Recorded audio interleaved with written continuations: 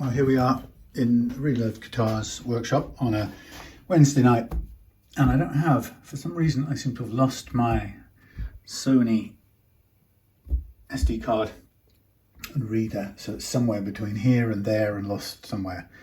And I've searched here and it's not here, so it might be there. Anyhow, that means I'm going to do it on a one camera thing here, so so be it.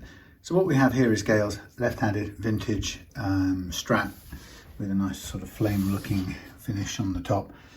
I guess this would be a veneer and, you know, fairly modest components and stuff. But we have ourselves actually a decent neck, and that's what I like about these vintages. I can't quite place these. I don't know whether these were, I think these were Chinese. But here we have what I think is a Chinese early vintage. This is before the Trevor Wilkinson partnership. So the components in here are not listed as Wilkinson's. So what we're doing on this today is I'm going to put a tusk adjustable nut on. We're going to what we're going to do, we're going to keep tuners, change the string trees, tusk nut, level the frets and replace the pickups, shield the cavities and give everything a bit of a clean up. Just basically a good setup with an upgrade of tuners, get it as good as we can get it. So the thing, I'm a bit short, oh god, my wiring is tangled. A bit short of left-handed nuts, I've just discovered, so I may have to sort of, what's the word, improvise. Well, in other words, I've got a 9.5 inch radius nut, and this is a much flatter fretboard. Alternatively, I've also got a right-handed one, right-handed 12-ish radius, which I can actually change direction on, but it's a closer radius. So I'll have a look as we get to it. I don't think I've got anything else knocking around. Everything else is left-handed for Les Pauls and things, but what in terms of options, you certainly don't find Tusk doing any 16-inch radius things for Strats. Okay, so we've got some excuse me, some Artec Alnico pickups here, which I got from Northwest Guitars, so they should be quite nice. So what I'm going to do to begin with, I'm going to just leave this nut as it is, and I'm going to set the action down the far end as low as we like, for which I'll need my adjuster. Sorry about the views. I'm struggling with only one view. There you go. I should be able to see what's going on. So wow, this is miles high. So first question is, can we get it down nice and low? Hopefully we can. As with many of these guitars, the minute you put it down low, you're dealing with grub screws that are way too tall. So we might have to try and sort them out for shorter ones.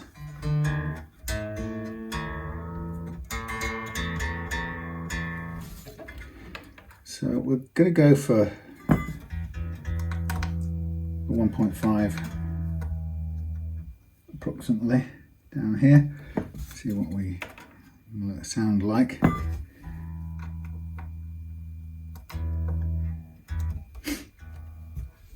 what I'm going to do just quickly, I've got it here, is I'm just going to take the others down to close to where the previous one is.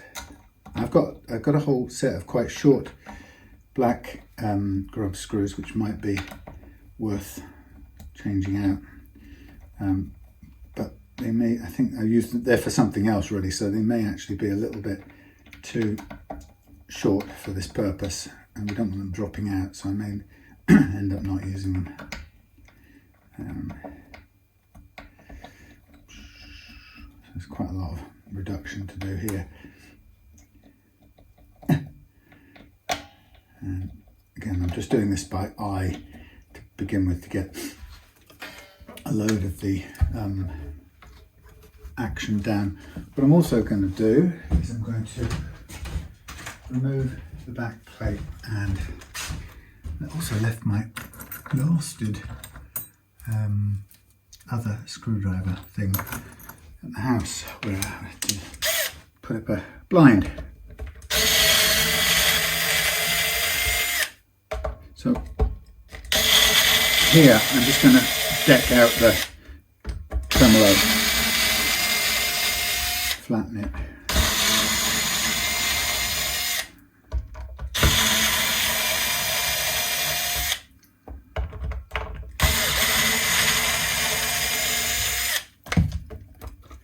So yes, the world of lefties, there's not a lot of stuff out there for you. Parts are bleeding hard. Oh, one of the springs has come off for starters. That's interesting. Yeah, parts are very difficult to get hold of. So I oops, you have my sympathy. And guitar's even harder, I guess.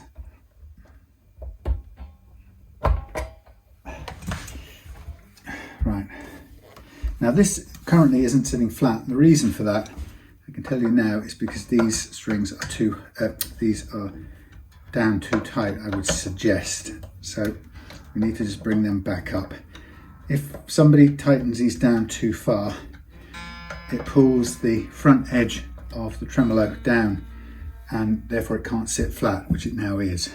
So we start with those a little bit higher up to get it decked flat on the floor. You know what I mean. So let's have a look. Just over 1.5.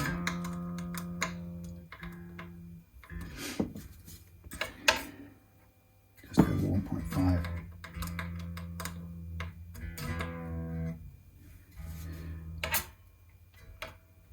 Quite a bit over.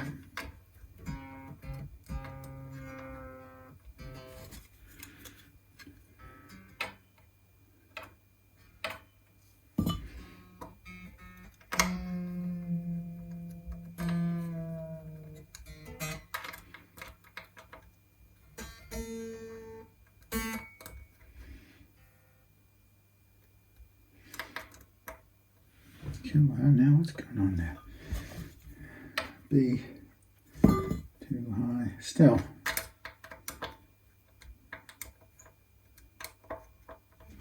Let's see. Okay, 1.2, 1.4, 1.5-ish, 1.5, 1.5. Closer. Right, now I'm just going to tune it.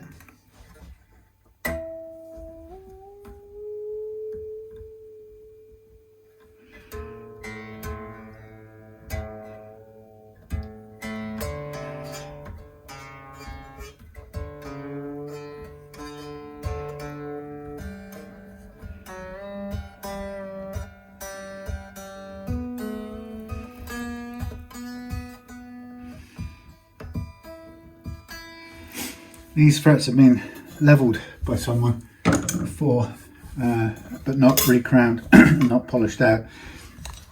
So I'll see if I can zoom you in a second. Let's go back to normal. So the first thing I can show you is there's an okay shape. Next door, flattened off. And you can see as we go back, that's quite filed looking. And the next one, worse. So somebody's clearly taken some files to this edge. A bit on the careless side, I would say. That's quite flattened. So it's mostly on the treble side. On this, it's left-handed treble side. So somebody was working hard to get that playing as much as they could. Probably is okay, but we can at least tidy it up. So let's hear what it's currently doing. Now immediately I've lost the plectrum that came with this.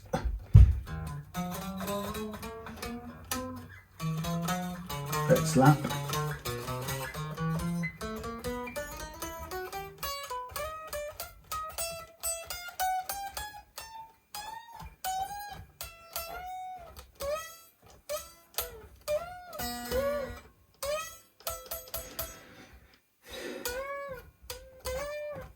There's a nick somewhere in there.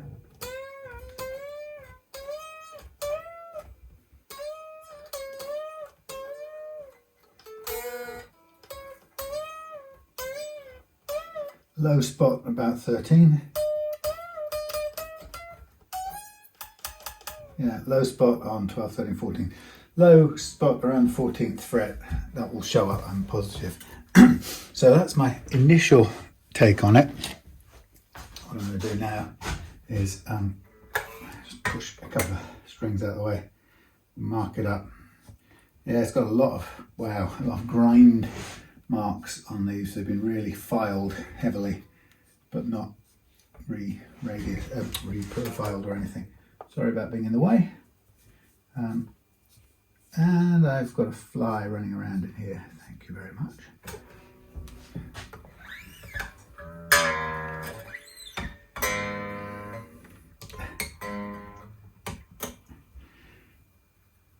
So there's not an awful lot of fret metal on here, but it should be cleanable, upable, and if we look out for that low spot around 14, I expect we'll find it, and don't think it'll be too hard to even it out. I mean, there are no proper solid choke outs on this new lowered action. What there is a bit of fret slap, as I would describe it, and a little bit of a choke out on a high bend, which again is fairly common, very common in fact, and so it should be fixable, and we should be able to test it as we go. So we'll know it's working when we can bend the high E downwards across the B, into the G track without it thingying, you know, that word I'm looking for. What's the word? You know what I mean. Choking, buzzing, zinging, whatever it is, that thing. Okay, so let's get straight into this. It's going to need a good clean as well, this here guitar, but that's cool as well.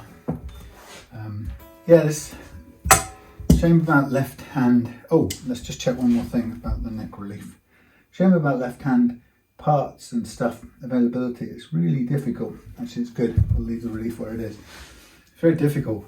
You know, for example, you can get lots of options on tusk nuts for right-handers, but you know, when it comes to finding a left-hand 16-inch tusk, 16-inch radius tusk nut for a Strat type guitar, yeah, I don't think there is one.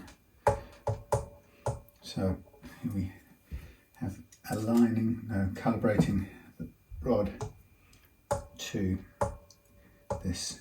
That's about spot on. So we can start over on the low E side, which on right-handed guitars is the treble side. And the first thing I'm going to do is just run the bar. Now, first of all, this will be clearing up the serrations from the previous file that's been used. So that's a start towards cleaning this up.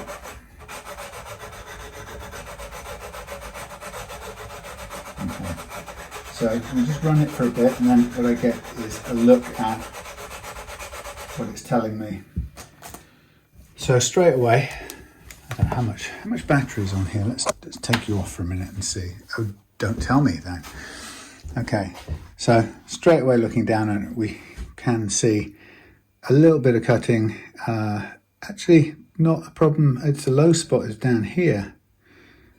There's one there on the 12th and one there on the 8th, 7th, 9th. And we've got a couple of high frets here, and then a low spot here, which is not that big of a problem. And a high one there. So you can sort of see where the little piles of dust are. That tells us how it's looking in terms of ups and downs. And my experience has been that it's the all over general ups and downs that are really, let's do a bit more. The general ups and downs are the ones that really dictate what's possible. So yes, fret leveling immediately takes away any high frets. That's course, what its initial purpose is, but what I'm increasingly finding is that with this wonderful tool, what it also does is it reduces the, what I call fret slap. So when we play it like this,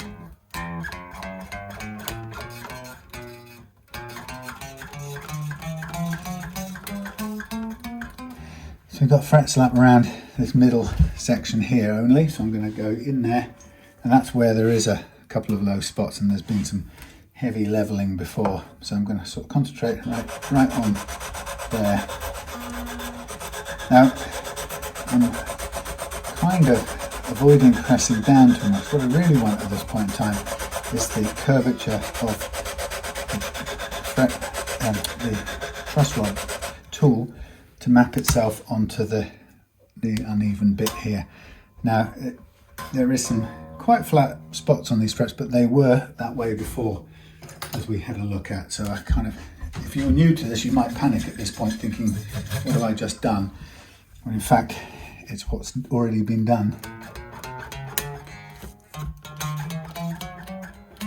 That's cleared that up pretty well, actually. Okay, I'm going to go on to the next one without recalibrating, because I can't do much calibrating. I use the first calibration for the first 2 tracks usually, and then I come across into the A track. And kind of would normally expect, and that's interesting, so the high spot doesn't travel across on this. So in the A track, that's now low, whereas this is the most heavily flattened one. So it immediately kind of goes from being high at this end to being low in the middle, which is quite something, quite unusual. But so while these vintage guitars have good solid necks, and I think they turn out to be great players, tiny bit here,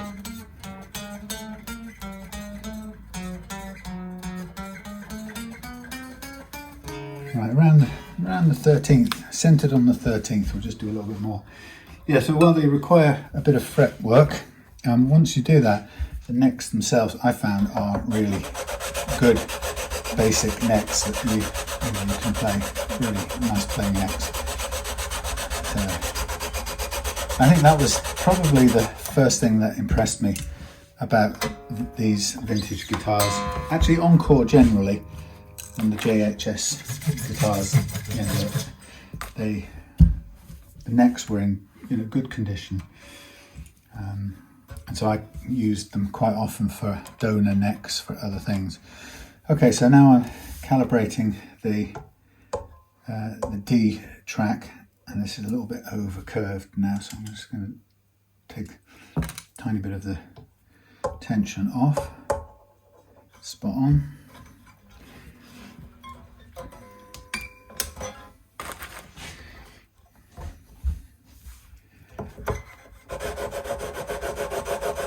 In a minute we're going to get to the G track, the next one, and the G track is usually very important because it's where, if there's going to be choking out on the high bends, it's where the E and B strings tend to choke out.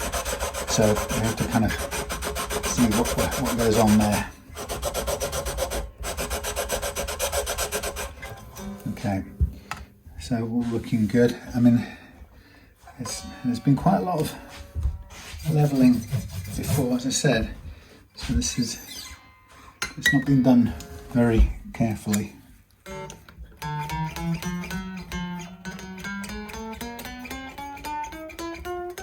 Good, happy with that. Okay, so this is the one that when we bend the E, where was it?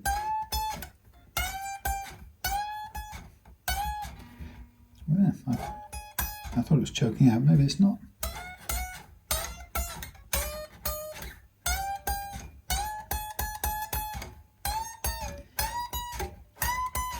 Okay, nearly, but not quite, so that's fine. We don't have to worry too much then. We'll just free it up a little bit. So now calibrating for the G track, and that's nicely calibrated already. I watched I listened to a couple of YouTube tracks earlier on. Some, you know how you do jump from one thing to another, and I went from something to do with, I can't remember now how I got there, but anyway, before you know it, I was at the concert for George Harrison tribute way back in 2000 and whatever it was, featuring Sir Paul McCartney and Ringo, and that's right, it was Billy Preston. I got from the Beatles Get Back thing, I saw something about Billy Preston, so I'd searched for him and found out that he died young, aged 59 I think he was.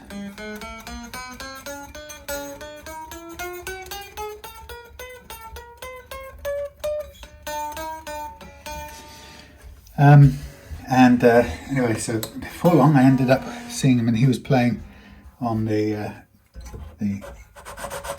George Harrison tribute to George concert, and I listened to 2 or 3 songs in quick succession from that, and found myself massively moved by them. You know, I've seen that concert once before, I think, in its entirety, or I've seen a few different songs from it and stuff. But actually, maybe in the light of the Get Back movie, maybe just being older and whatever, something about it was really touched me today, and you know, to particularly actually their rendition of "All Things Must Pass," which,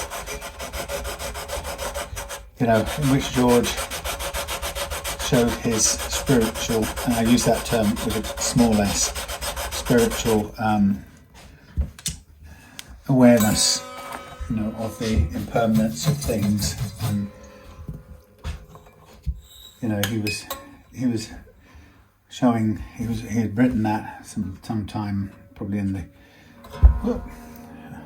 when they went to see the Maharishi or whatever his name was, but and there was some sort of thing about him talking for a minute or a while about whether it would be in the Let It Be album or something like that. And I think the word has it that he pulled out of you, or he kind of stepped back from you insisting on it out of a lack of confidence, which is what I've always sensed about George in his time with the Beatles.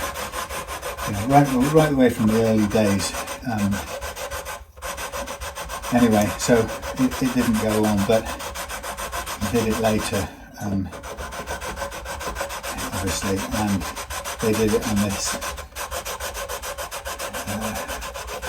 tribute, and it was the thing I noticed about the tribute was how beautifully everyone played, and the atmosphere was a feeling of a lot of the egos were left aside, you know. There was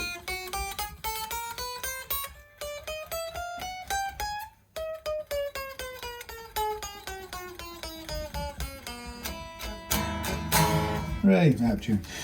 Yeah, it was I found it very moving listening to it today. And I think it isn't just about, you know, oh look, those commercial people have, you know,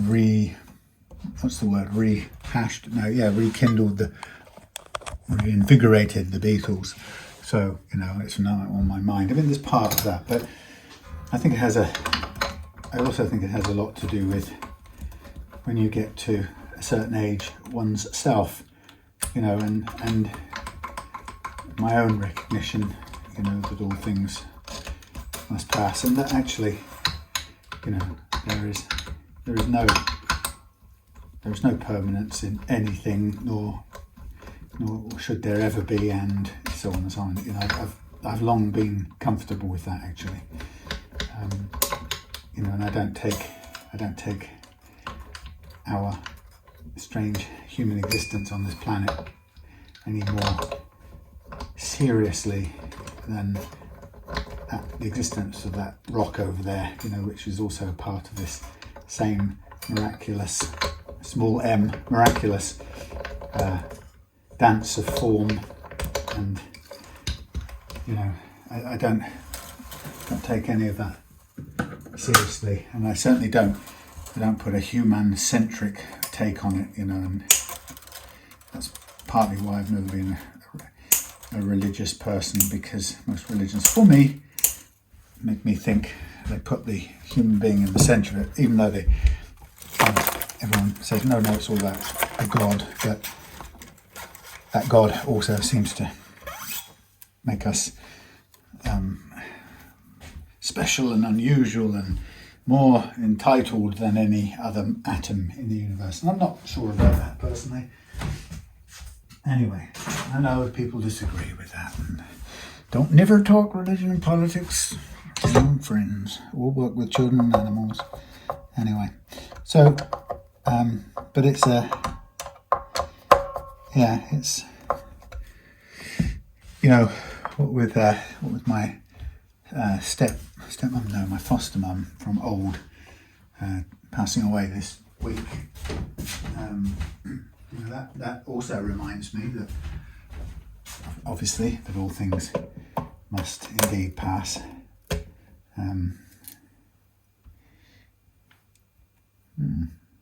Plastic, but hey, yeah.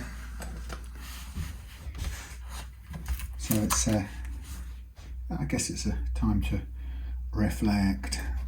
So this is the left-handed. So I think there's quite a bit of glue in here actually. That's not so cool.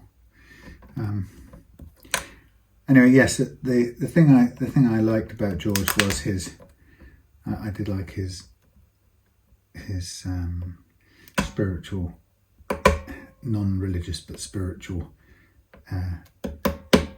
discoveries, and his trip that he was on, you know, and whether that came out of LSD man or what, you know, it gave him. He seemed to have a very deep and meaningful take on life, which I kind of share with him in many ways. But yeah, so you get to that age where people you've known are fading away, which of course reminds one also of the journey that one is on, myself, which is, you know, also stops and makes you think. I think one of the there was a time I sort of sometimes trying to think when could I put my finger on the time that I feel like I changed how I saw things. You know, was there a time at which there was a change? And actually, I think there was. I don't remember exactly when, but I do remember. I guess it's easier to talk about the difference in state of being, really, that makes it's the only thing that makes sense to talk about for me. And it's like saying, if I try to explain to you what I feel I changed from and to, I would say it was when I learned how to be more in the present moment than trying to be somewhere else, or it's I respect quite massively Eckhart Tolle. Always described it as many and most of us can catch ourselves reducing the present moment to a means of getting to a point in the future. And that's an amazing way of capturing, summarizing the kind of approach I had. And I think many of us do for a long time until we find a way out of that, you know. And an example would be, you know, being in the car and you know, trying to drive as fast as I could to get somewhere as early as I could, that sort of thing. Or being on a train and you know, just always being, you know, in a rush to be the place. So that very subtly the train journey was only a means to getting to where I had to be. It wasn't, you know, I didn't relax into the train journey itself in and of its own sake. I was always kind of heading somewhere, trying to be somewhere, which is a strange thing. So when I started to understand that that's what I was doing, what I was eventually able to do, was to stop doing that and be more in the present in the moment. And so, you know, some people might say, well, what does that actually mean? Come on, mumbo jumbo. And it was as simple as, if I caught myself, so once I thought about this thing about, you know, reducing the present moment to a means of getting to a future point. Once I'd kind of got it, in inverted commas, and I was, oh God, that is what I'm doing, then I'd catch myself, I was conscious of it, you could say, and at that point I would catch myself doing it. Oh shit, I shouldn't have cut those strings off, I needed them. So I'd catch myself doing it, standing on it. It used to be quite often standing on a train going to a client meeting in London, and then, you know, just panicking about being late and, oh, you know, gotta get there, gotta rush, gotta whiz around. And I would catch myself thinking that, and that would be the perfect time when I'd say to myself, are you reducing, and I'd say it in Eckhart Tolle's German voice, are you reducing the present moment to a means of getting to the future, to simply a means of getting to the future? And the great thing was I could tell I always was doing that. I knew I was. The answer was pretty much always yes. So that when the answer was yes, it enabled me to, because I was all conscious of it, I could slow down and stop. And you'd think, well, what does that look like? You're on the train, you've still got to get to the client meeting. It's not going away. You don't suddenly become, hey man, I'm a kind of hippie who don't need any structure, baby. Wasn't anything like that. It was, well, I'm going to do something freaky in a minute. I'm going to drill a hole right the way through the end of this. Let's stop. As requested by Gail. She wants to hang this guitar from a cord. So I'm going to make that happen. Oh, sorry. Tonk. So I'm just going to cut in a countersink so I can drill a bit wider and not worry about any tear through. Yeah, so that was the immediate thing that I would experience.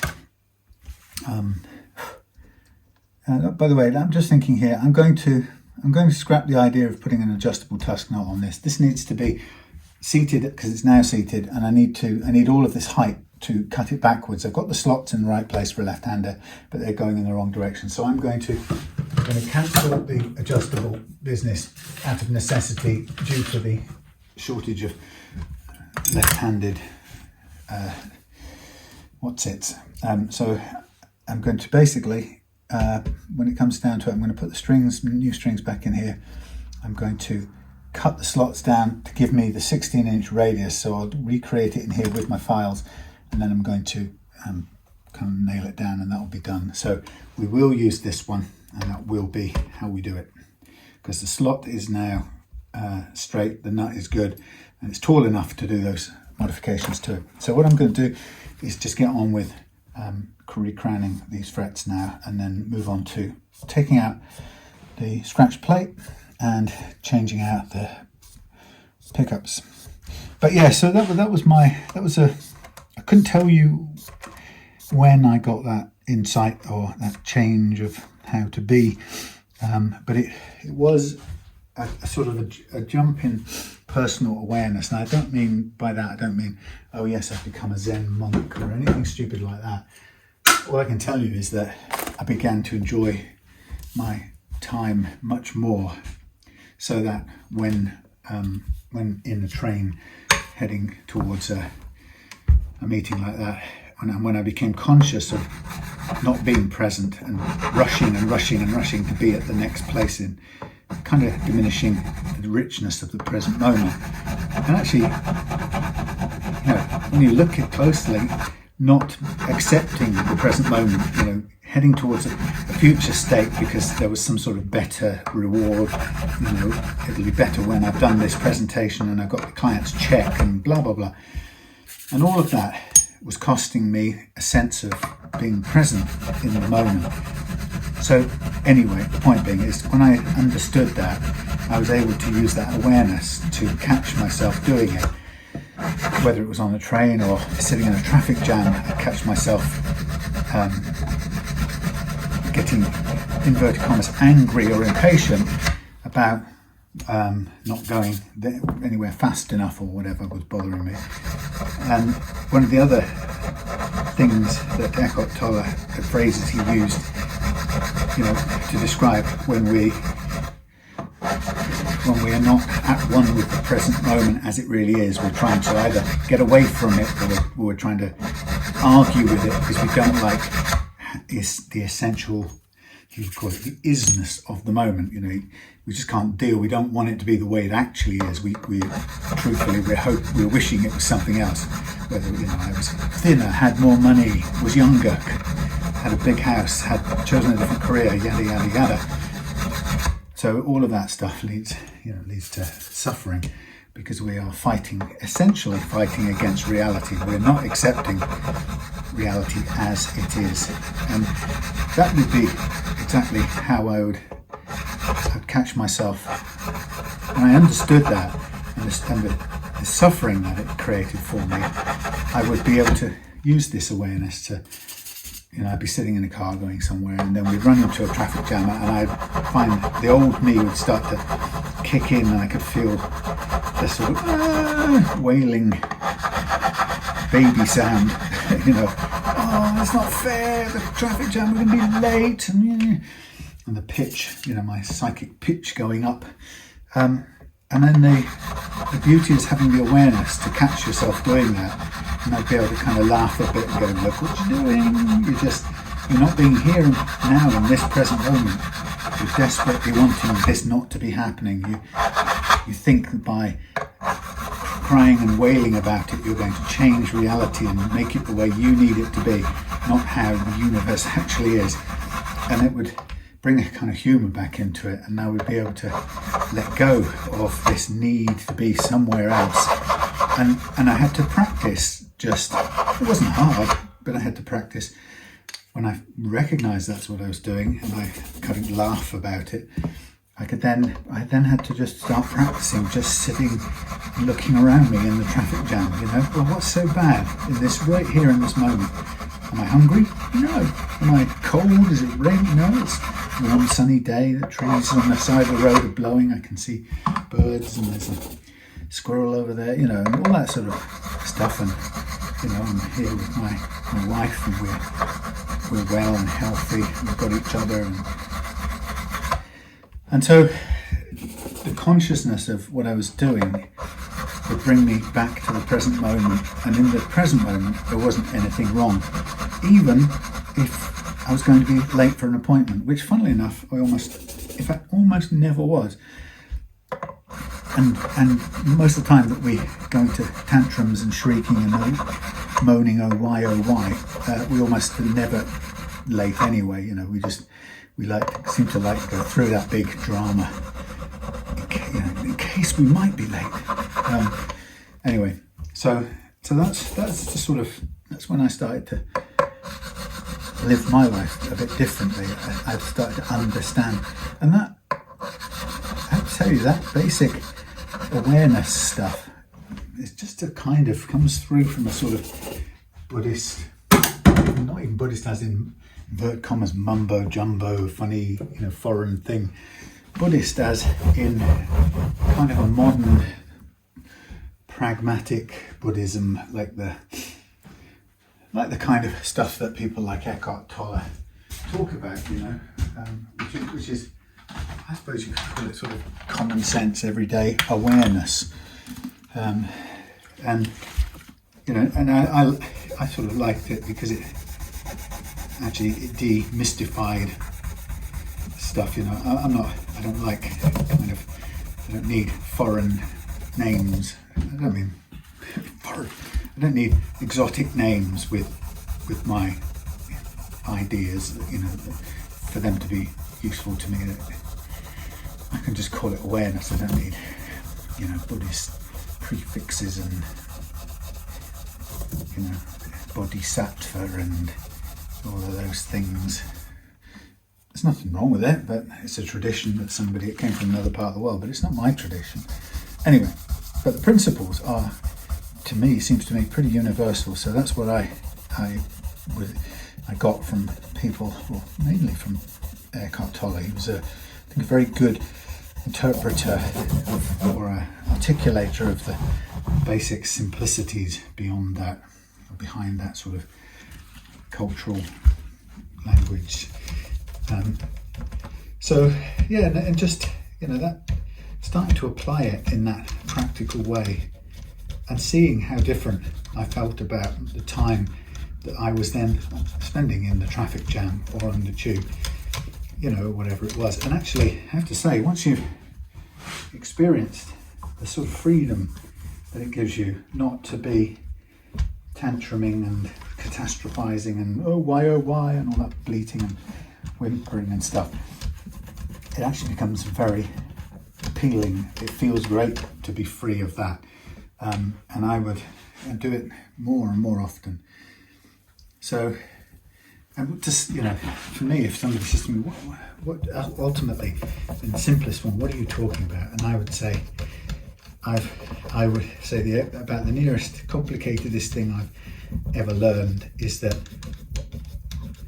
what I consider suffering most of the time, my experience of suffering is almost always a result of my not accepting how the present moment is in whatever way that I'm refusing to accept it. That entirely changes and depends on the situation, but I can always track it back to essentially fighting against the reality of the present moment, whether it's wishing it could be something else, or refusing to accept it, or trying to get somewhere else other than where it's at, and making the present moment into a sort of problem of some kind. And I just, once you've got that understanding, that's what I found, is once I got that understanding, I could use it all the time, and it never went away. So that was probably the biggest changeover in my life. And I don't have to go and I don't go and do really spiritual things or retreats or this, that, or the other. It's like when you've got the awareness of it, you can just use it. And from that sort of time onwards, I find that I don't panic or catastrophize. Or if I start to, I recognise it and curtail it. Wow, the size of that! It's like a giant hornet. That's one hell of a scratch plate screw. Blimey, look at the size of all of them. Anyway, so that was just a by the by really, but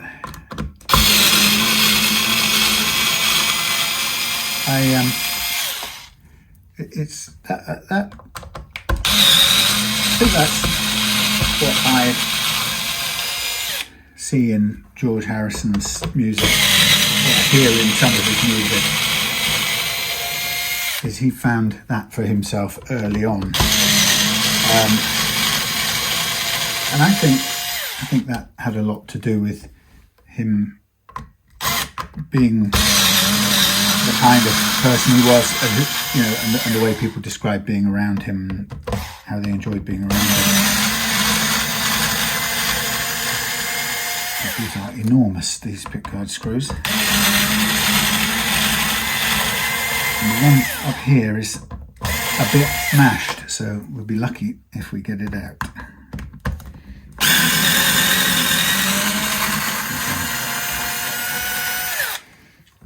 Good ho. Righty ho. Bit of loose solder. Wow.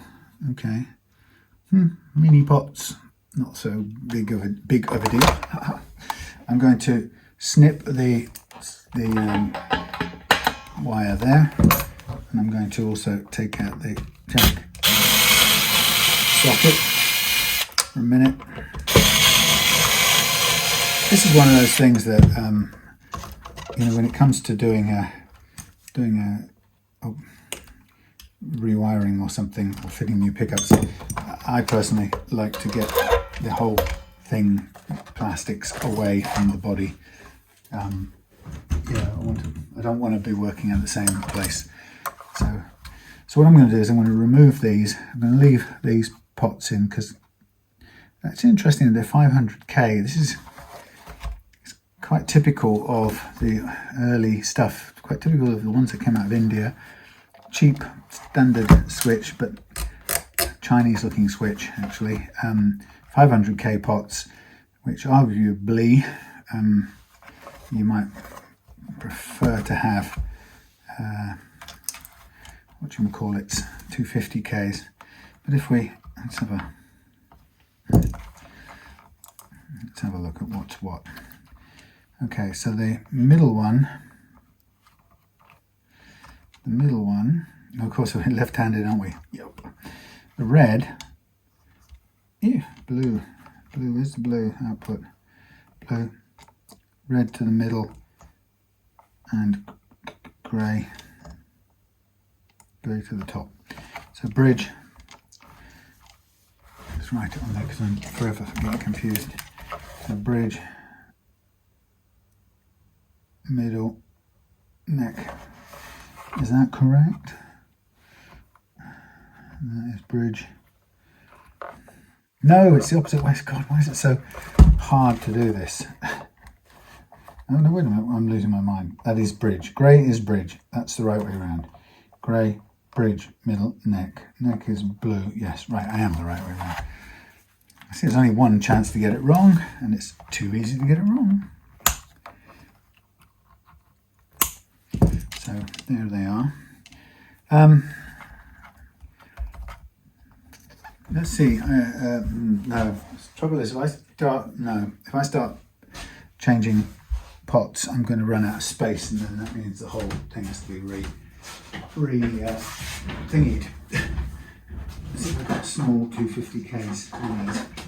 250k mini pots. 500k neck pots, 250k pots. Mini pots, 250k, 500k, 500k mini. Old used ones, new ones. What are these? 500ks, so it's not much point. The rest are full size, which again isn't much point. 250ks, 500k pots, full size pots. Cannolis. Mini pots and blend pots. And what we got? 500k. 500k. 500k. 500k. Bet there's not a single 250k anywhere in the world. 500k. 500k. 500k. Well, we've got plenty of 500Ks.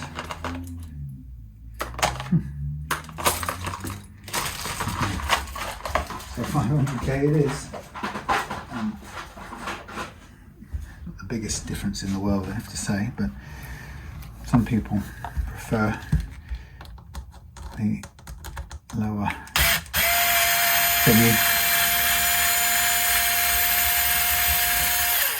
So I'm going to load this up. I'm going to hook up the pickups to their places on the switch, and then those will be ready to connect it back up.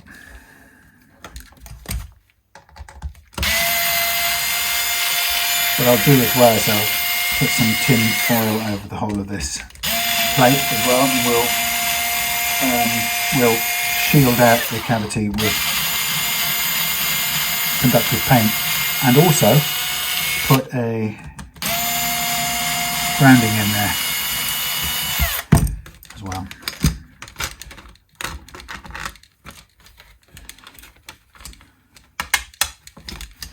Now, one of the things I don't know about this, I'll check in a minute, is whether this is wired for left hand or not, which is usually has to be the opposite way round to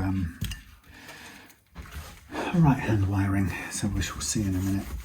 So let's get some grunge off there, clean this up a bit.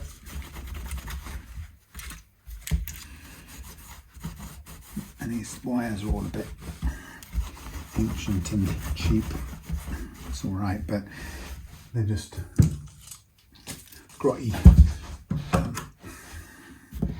So I'm going to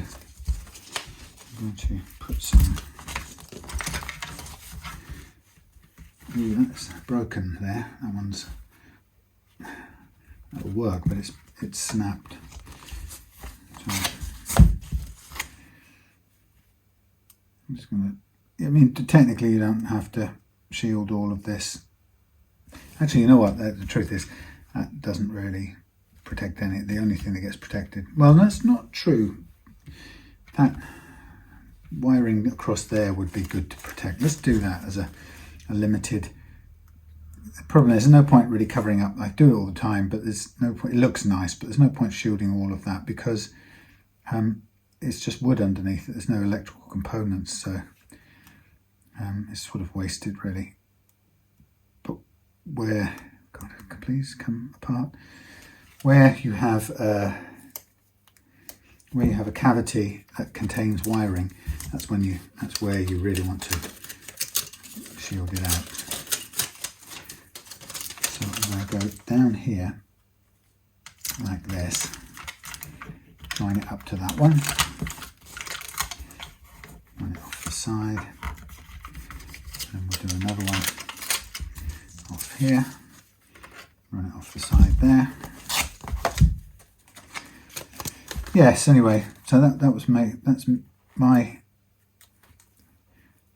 kind of take on life. Within all of that, I have a strong kind of sense of my own agency and being responsible for how I feel. So what I think and what I feel. So and it sort of ties in with the understanding I have that there's no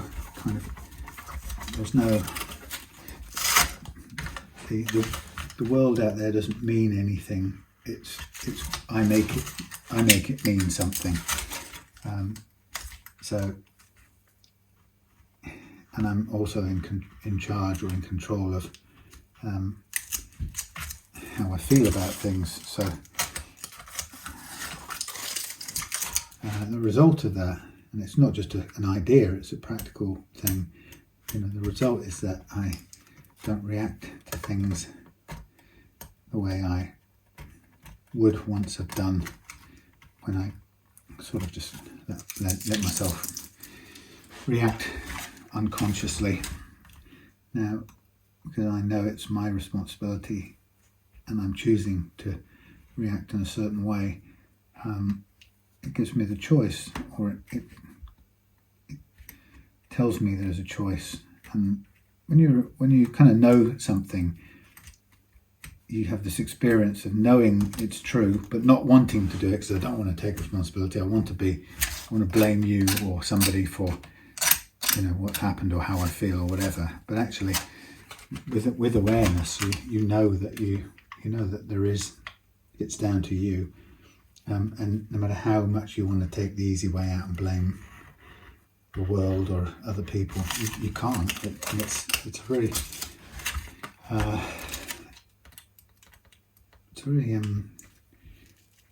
invigorating thing, because you're in charge of your own experience, really. And I got that way back in the, I don't know, whenever, 90s, 90,000s. And that to sort of really feel that, to change your perspective about life from life being something that happens to you to being something that the vast bulk of the time, majority of the time, it's not only is it my choice what happens, but it's always my choice what I make that mean.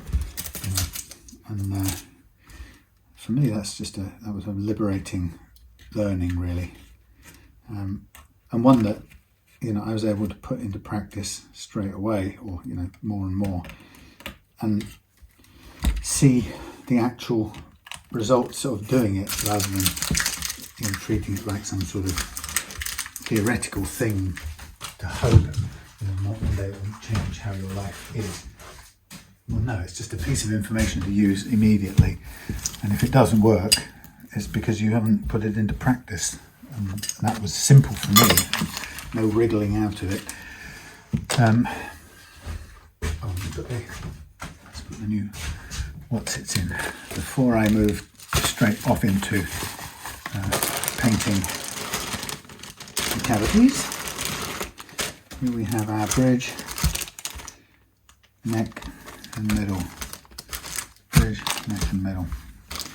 Anyway, yes, so that's me. Not religious.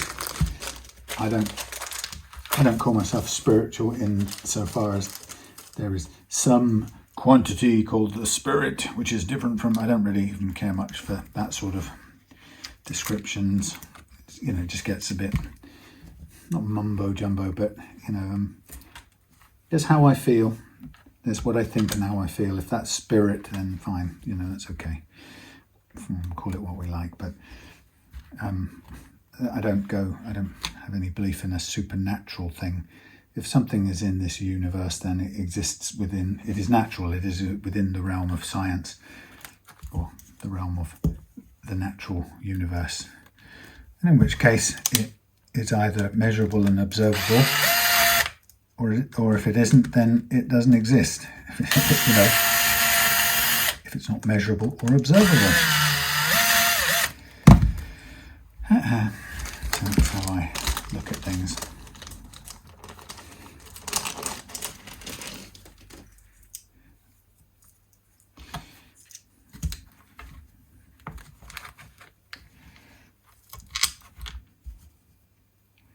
But yeah, so being at a place in life where that we all have a very limited time, and if any of us are lucky enough to even get to our 50s, when many people don't, and many people throughout history haven't, we've been phenomenally fortunate to have lived in this universe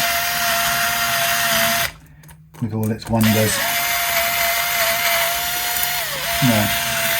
The way I look at it is that when I consider all the billions of years that I haven't existed for, and I might not have even existed, the fact that I got a chance to exist in this incredible universe is, to me, the most wonderful privilege. And I sort of have to shy away from using the word gift, because I don't think any person gave it to me. But despite that, I still think of it as a fabulous privilege, and I want to treat it like that, really live it like that. I want to behave that way.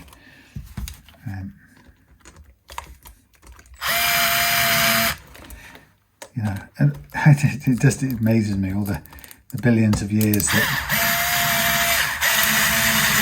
I didn't exist for, or I wasn't alive for, and all the billions of years that I subsequently won't be alive for. That's just amazing. I mean, wow, what a mind fizzling type of concept. Just try to find my... Where's it gone? The solder. Come on, it's not the hardest thing in the world. It's just solder. Well, there's one. I'm not sure that's what I meant, but I'll have to do for now. Crikey. Yeah, sorry, down there. Down there. Yeah, so that's a great, for me, that's a great leveling, sort of humbling thought, you know. The centuries, the millennia for which I haven't existed until I did for this short little thing, and I got the luck of being conscious for a while in all of that, and in order to see something of the universe that I was born into. What an amazingly privileged thing. Definitely not to be wasted, I would say. So I'm looking down here and I'm saying, down here turn left, right in this case.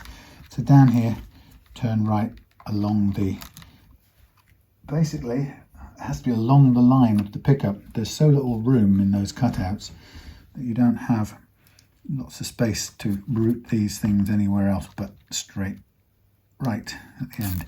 It has to come out to the side of the pickup. So you go there.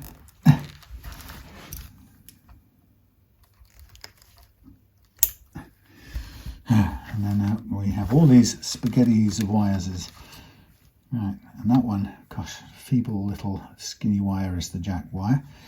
So we have, okay, that is grounded, so it's the opposite way around. Good, and that's a left-handed. Everything is left-handed. Jolly good. We'll leave all of that as is. I think, I have a feeling that somebody else may have altered all of this at some point anyway. So what I want to do is I'm going to cut this short enough to stick it to the top of a pot, but to wind them all together first. At which point I'm also going to need heat on the soldering iron. Bring this fellow across somewhere nearby. Now I'm going to cut down these here wires. These have got the kind of, what is it, waxed, something waxy sort of feel to them.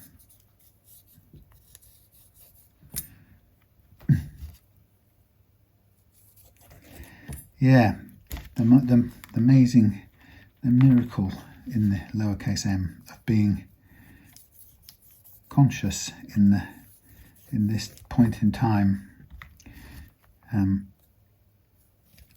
all the other things, you know, like living in relative peace without, you know, with food throughout my life so far, and warmth and shelter, and so many things that people before me throughout history didn't benefit from or enjoy in the way I have. You know, I mean, what a set of fabulous fortune. And you know, I know that some people don't believe that's luck, and they think that to call it luck is somehow to diminish it, and it's too great to be diminished. You shouldn't call it luck. It's obviously a gift. Well, I understand. Calling it luck doesn't diminish in any way how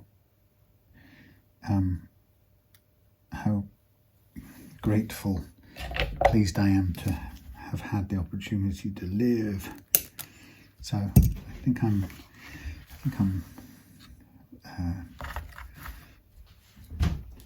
definitely appreciative of it. More so now, the older I've got and the more aware I've become, I think the more appreciative I've also become.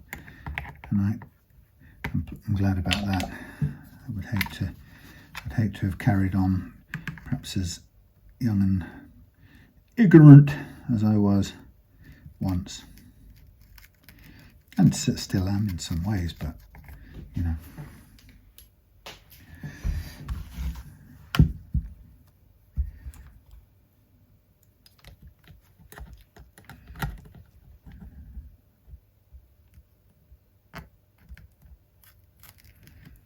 Now, there you go. Melty melt, melt. Come on, take your plastic thing off.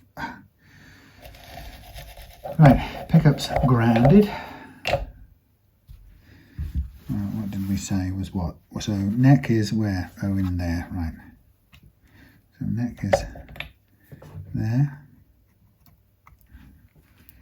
The neck is here. White is the neck.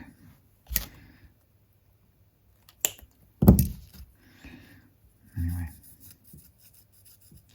that's all I really have as philosophy. Just as some of you will have heard me talking about before, you know, I care about, I wish we all did care about our common humanity before anything else. And some of the angry things you see online with people reacting to other people seems to make that look unlikely. And I confess to being somewhat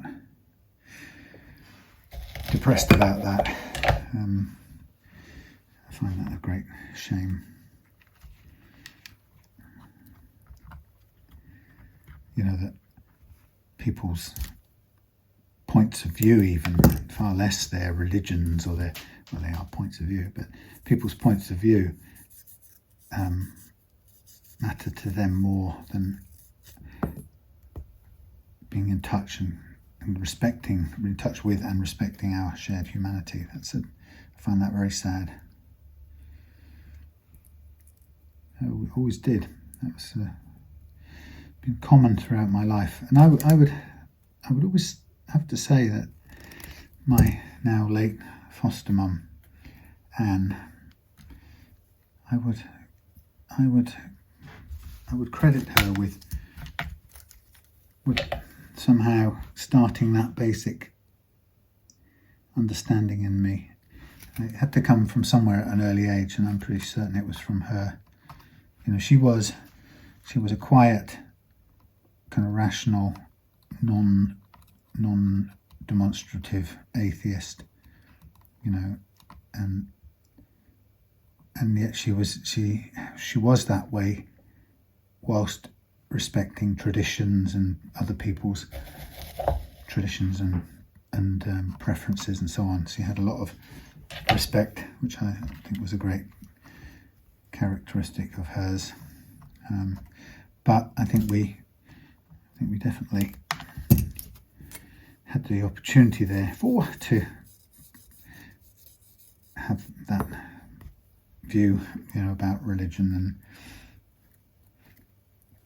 but also, you know, free in the rest of our lives to choose what we did with it. We went to all kinds of religious things and celebrated the pageant and the tradition and the community that was around them.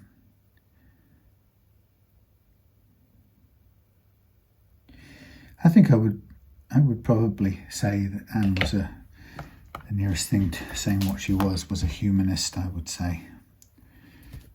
I think it really was how common humanity was what mattered to her above all else. And I'm very glad for that as an influence early in my life, because I don't think it's easy.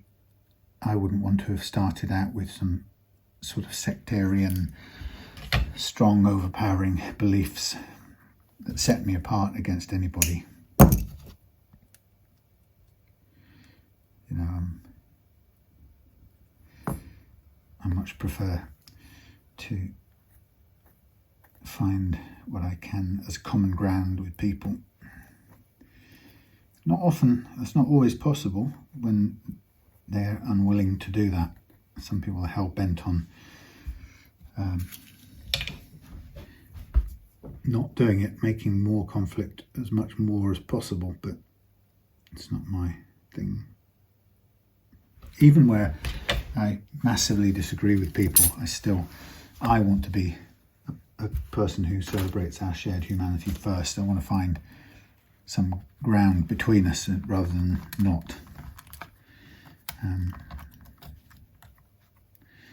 But I do have a very huge aversion to people who don't come from that position and who won't respect our humanity first and foremost. In other words, people who will who come from the position that they are right about their religion or whatever, and try and impose it on other people, me included. I don't like at all. But there we go. So now what I'm going to do, while I'm here, I'm going to trip open something. I'm going to get my nearly finished thingy of thingy, and I'm going to get some tissue paper and thingy, and I'm going to get a brush.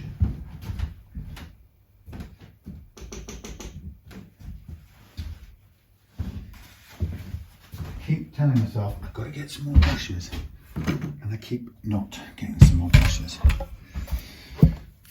So while we're in this position, I'm going to use nearly the end dregs of my pot of gold number 2 to spoon the thick gooey bits as much as I can into the thingies here.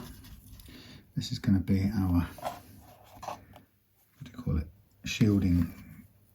So put it on. I'd like to get it on quite thick, and then we'll take the dryer to it and take most of the water out of it. So tons of this stuff I'm ladling in here, so it means I can spread it really thick, go up the sides, and then dry it out with a dryer. Now it's a sort of graphite-y based thing, so it's going to make an electrical continuity, which helps to make sure the shielding, well, this works as a shield to protect the wires running all around in here, the components, protect them as much as possible, shield them from electromagnetic stuff, radiation. So when I've done this, I'm going to then revert back to I was going to probably next do the fret polish out before putting the electrics back in, but it doesn't really matter which way around that is, so it might be just as easy to refit the electrics, then do the fret polish out, and then restring, and then cut the knot slots to their correct heights. So what I'm doing is I'm just going up the walls here.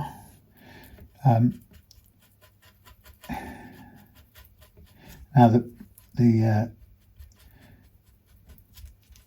foil on the plate is going to be grounded by virtue of its contacting the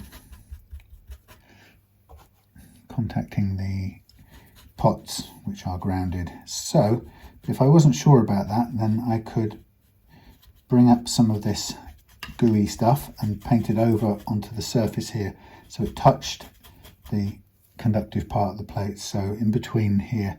So let's say like that. I could just be sure, make absolutely sure, bring it up the sides, and run it onto the top. Now that should allow that material to contact the tin foil, which is grounded.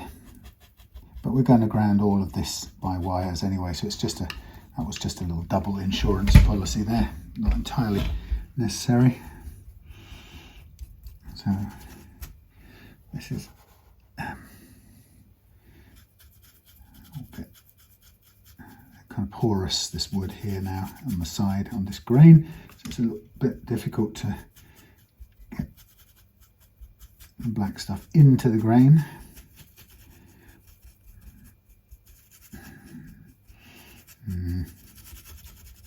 Yes, so that's my take on life, the universe, and everything.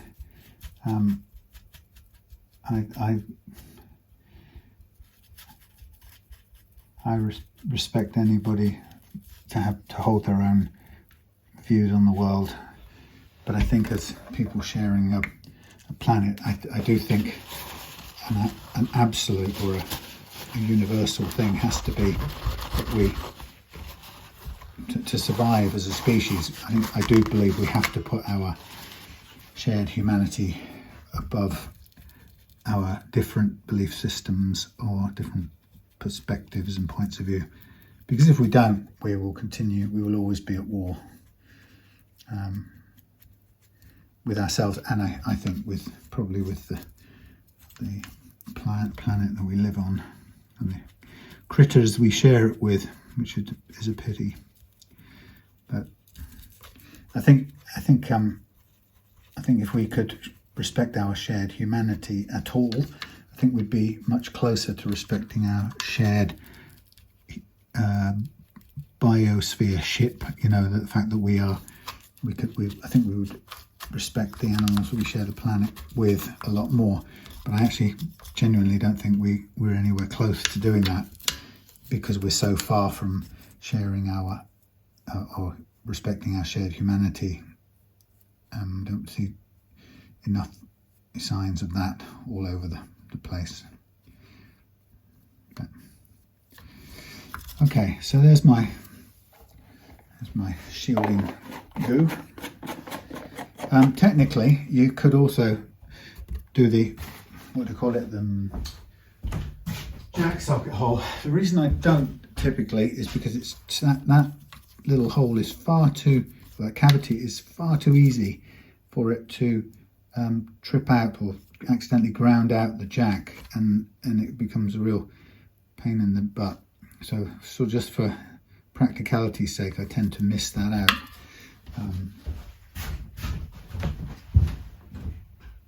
Although another part of me would love to just do it all. So now here I'm going to do this with a cool air, no heat at all. And we're in real time here together, so I'm not going to skip on anything, but I'm just going to dry it out. Just it speeds it up, otherwise I'd have to be waiting for quite some time. I mean, there is time because we've got to do the polishing the frets and so on, but I like to get the bulk of it started here.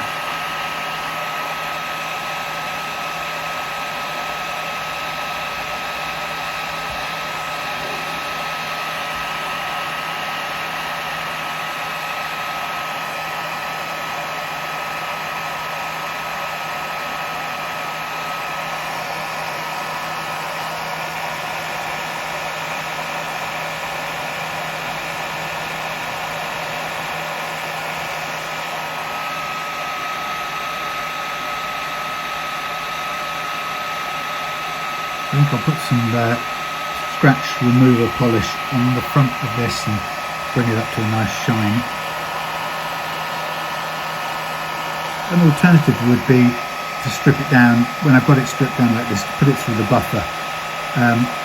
But actually that takes a bit of setting up, so I tend to just do it by hand with the scratch remover. It would be simpler with a buffer, but like I say, I've got to go and clamp it to a bench, and because it's not set up the whole time, I guess is what I'm saying.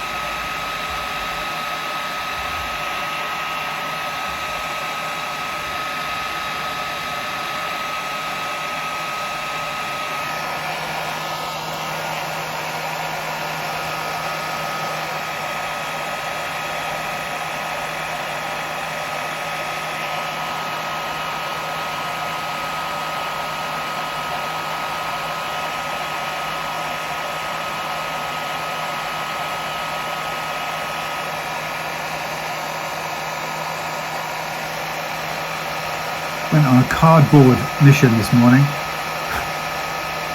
down to Halfords in Plymouth, and I got there, and I think we got there about half past 1 in the afternoon, and the sign on the door said closed, we'll open again at 4 o'clock, with no explanation whatsoever. So this entire Halfords superstore was closed, and it's not, I don't get a chance to, I don't go in there very often, so I was a bit miffed. And then I thought, well, I'll tell you what, I'll go around the back where they stash all their cardboard, and lo and behold, their skips or their cardboard bins or basket cages or whatever were chocker full of it.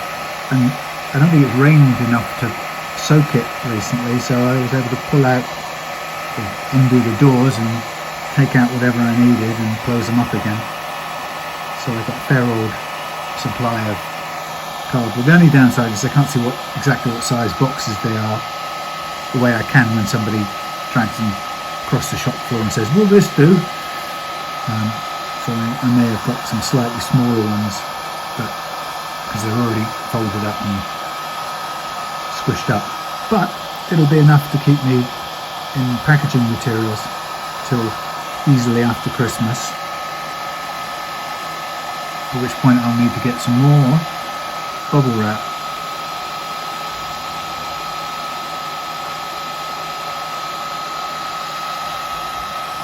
So this week I've got Adam's Strato base to go to him. Next week, next couple of weeks, I'll have Stu's Tokai, and possibly a couple more things along the way as well.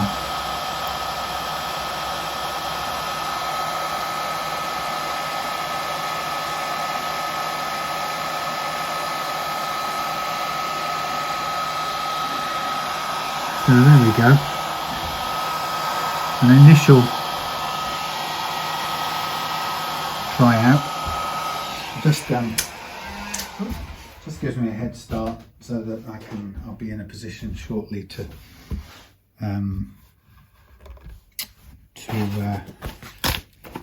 what will I be in a position to do? I'll be in a position to refit the pick guard.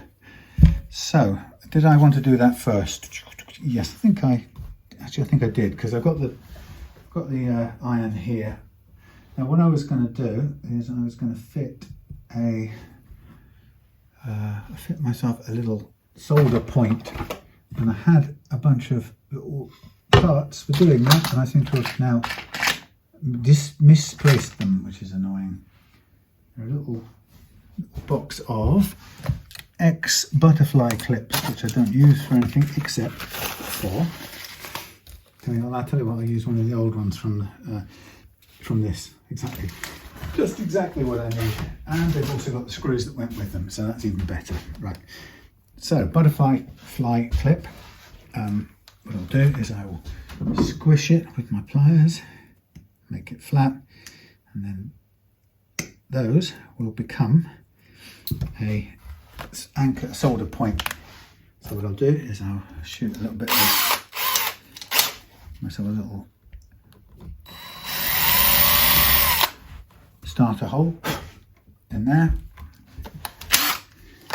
and we will put in the little unit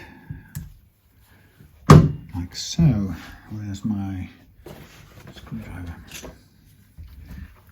How well you can see, but little butterfly clip flattened out. Well, this used to be the string tree, that's what it was.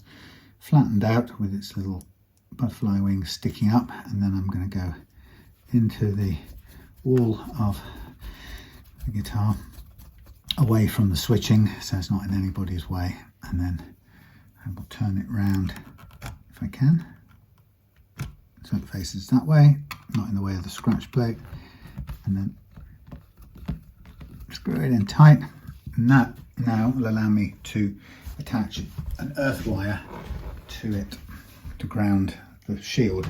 And what I'll start with doing is put some solder on it ready.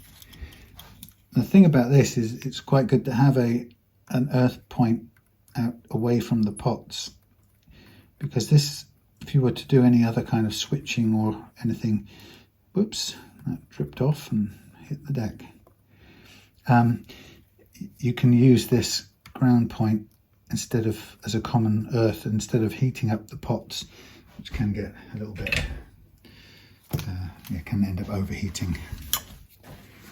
Right, so what I might just do before I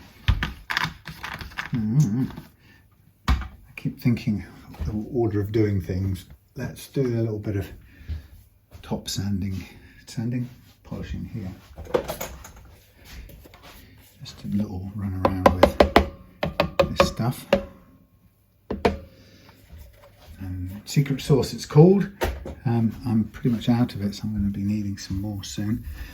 So I don't really want to get, not bothered about getting it on the inside there where the scratch plate's covered it, so it's more about around the edges where we can see the finish, and this will hopefully just allow us to get a little bit of shine out of it and take away some of the grubby bits.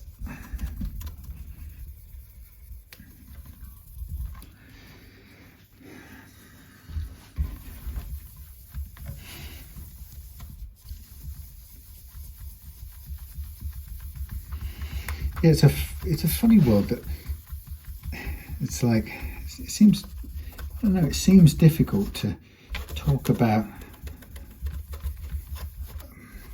spiritual, I don't like that word, I keep not liking that word, about, you know, awareness and personal understandings or personal insights and stuff.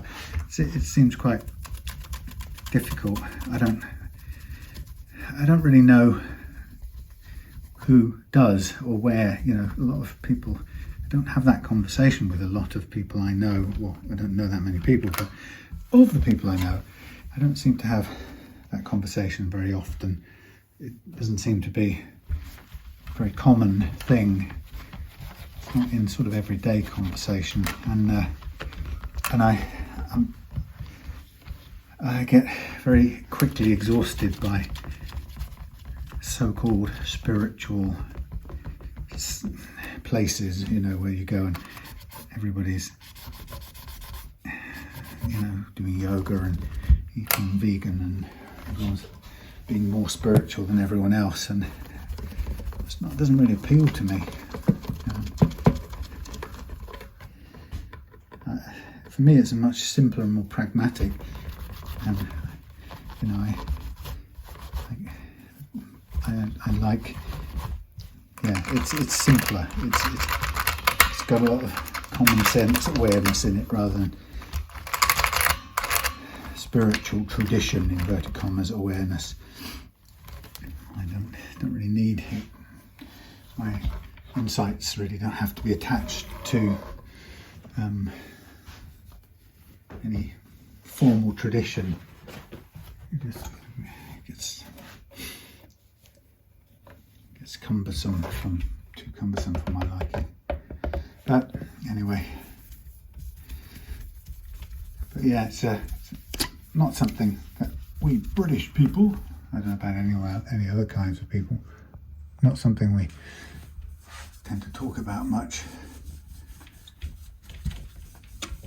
Maybe that's the way it should be. Maybe it's better to just live what you know and understand, put it to work, make it count in my own life.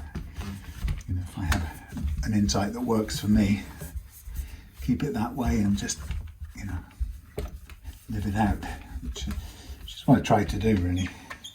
No, I don't try and get anybody else in on it, but it's there's a tempting in a way, because there's part of me that knows we're in this sort of calamitous, potentially, as far as human culture is concerned, we're in a dangerous place as far as our species is concerned and the planet. When, I guess, like anybody across throughout history, when you think that the way you approach the world would help, or would help to kind of limit the damage to the world we live in and other people, then it's easy to want to sell it as some sort of solution, but of course it isn't, unless other people find it for themselves and it works for them. And actually, ending up proselytizing is proselytizing, whether you're believing in a particular deity or you're not. Okay, so we need an extra wire. Yeah, just trying to get people into your way of thinking is always an imposition on other people if they're not coming to it themselves. It's always I find it unwelcome. It's unwelcome to me.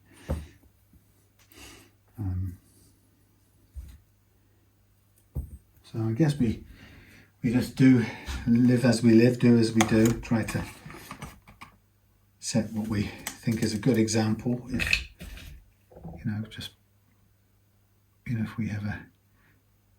If I have a way of thinking about things that keeps me happy and unstressed and responsible for my own behaviour and so on, then the best way to do it is to just do it and leave it at that.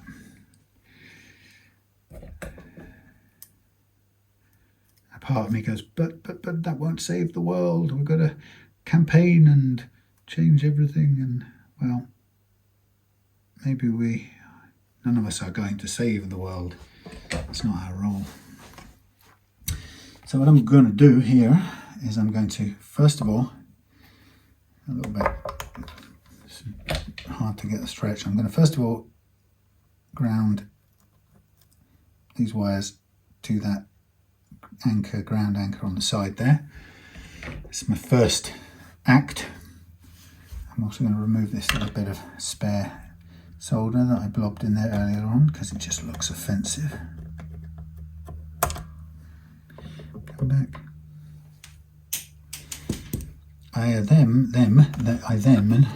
Then I'm going to, I've forgotten where it went through.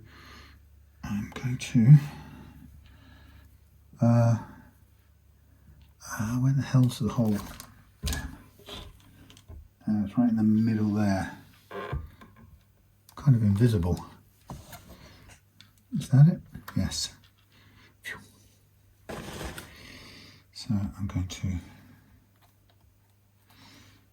push this single wire, which is the bridge ground, through there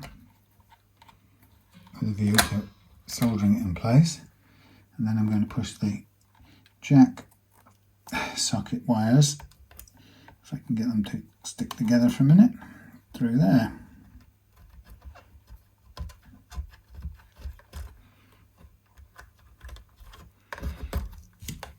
And pull it out with the pliers because I can't reach it any other way.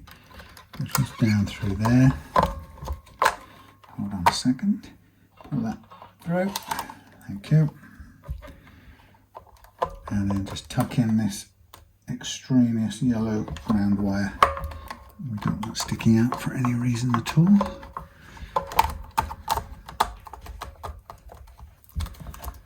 I think that's nearly there. Something sticking up. Yellow. Yellow.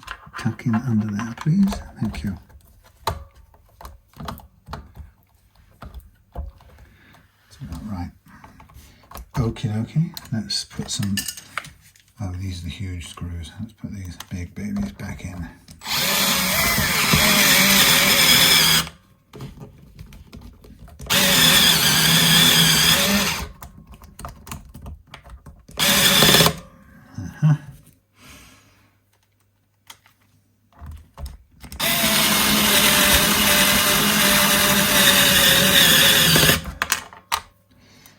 Oh yes.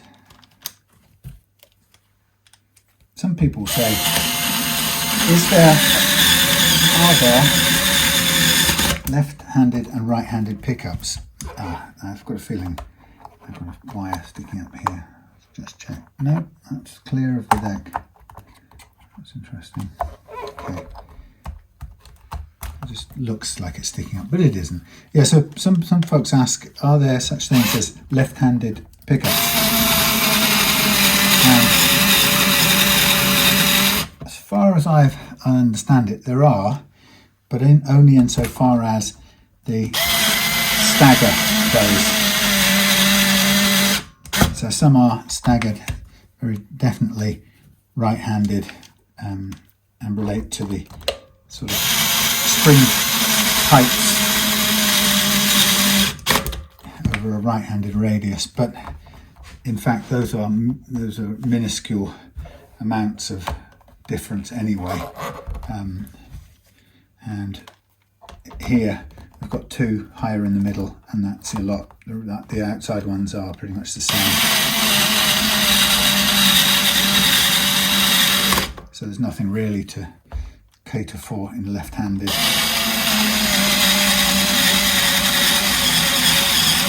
I mean, the pole heights can be altered anytime you want, really. You can push and pull backwards, as far as I understand, depending on how you want your pole pieces. With humbuckers, as you probably know, they get you can dial them out with a screwdriver. That's the screw coil part of it.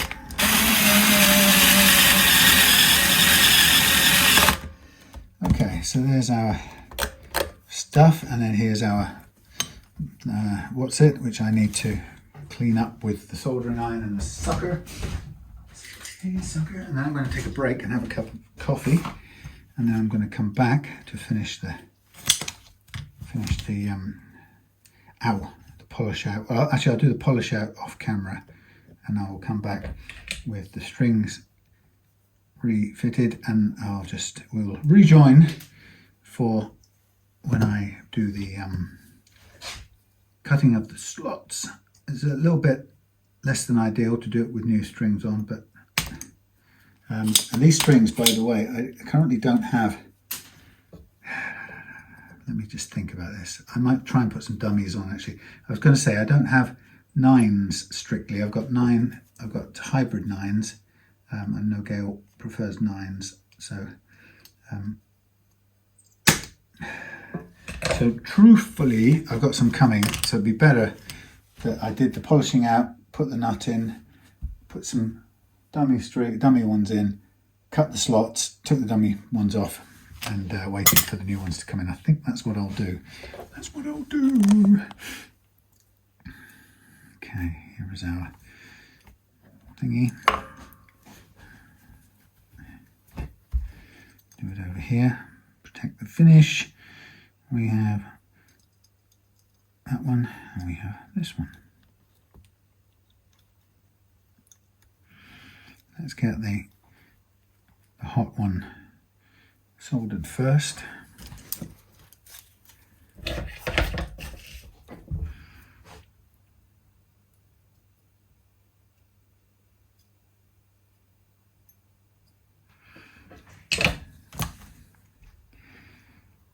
Double check, yep, that's the hot one. Now, that one needs doing up.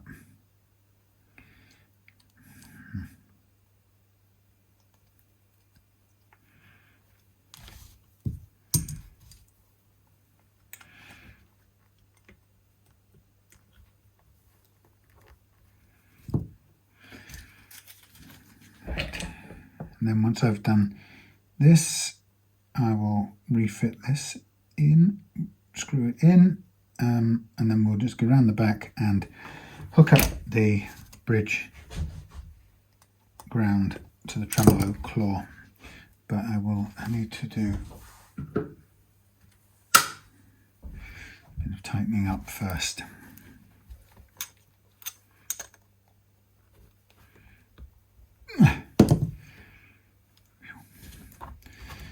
Hard as I can do it. There we have it, 1 and 2. Yeah. Thank you.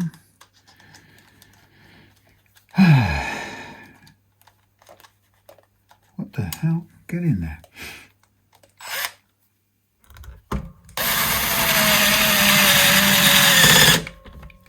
Very well.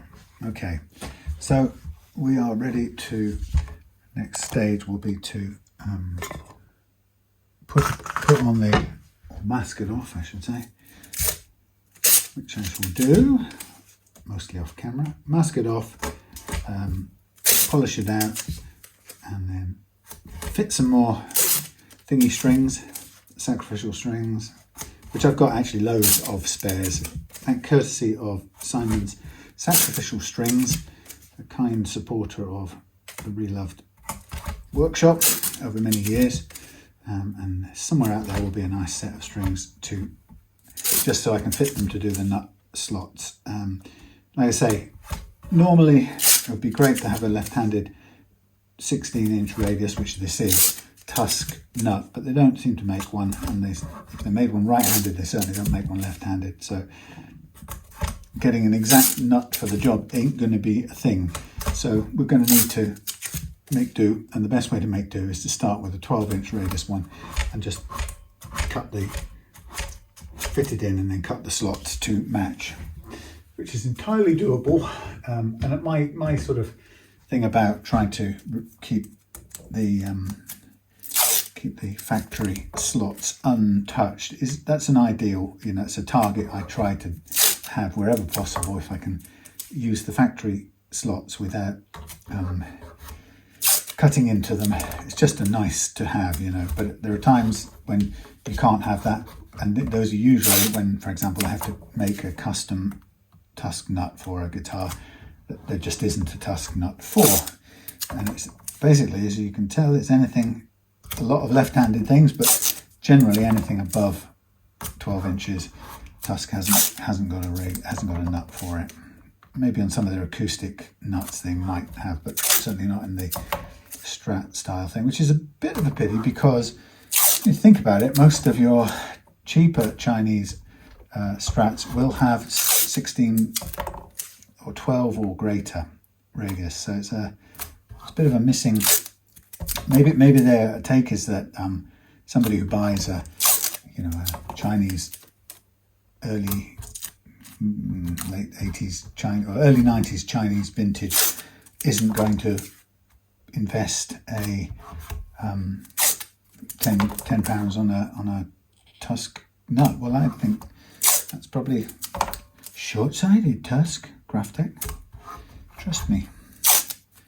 So I keep having to sort of make do and mend each time we get to this point with anything above 12-inch radius. So it'd be nice if I didn't have to. That's all I'm saying to you. Get me? You feel me? Strange expression. Anyway, right, I'm going to stop when I stop doing this, I will also stop the camera, and I'll get me sandpaper out and polish this whole lot out.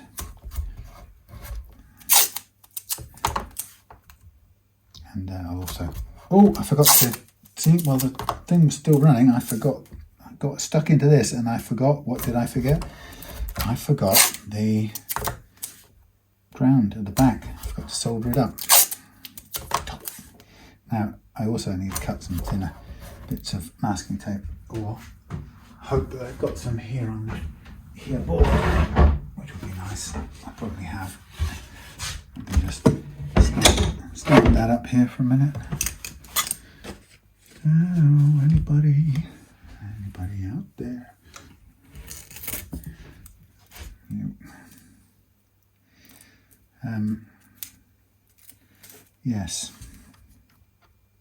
Yes, GraphTech, go on, make one for the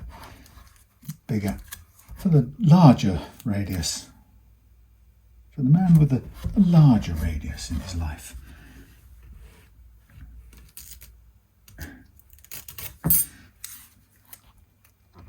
The outsized radius.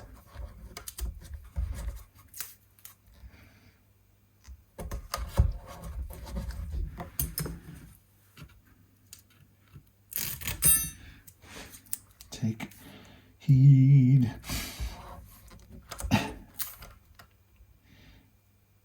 For thou art going to run out of thin pieces of tape. Thou art about to knock over the board. Come on now, you can do it.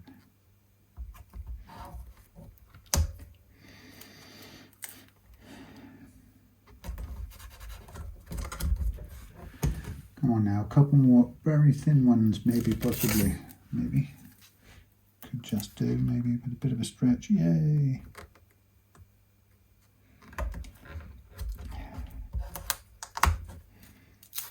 And then nearly done, nearly time for a cup of coffee. Don't know what the time is even, but tomorrow I've got Craig and Martin coming over for one guitar that I've just had up here tonight, which I put new tuners on, amongst other work that I've done over the last few weeks. And they're both coming to pick up mandolins, which I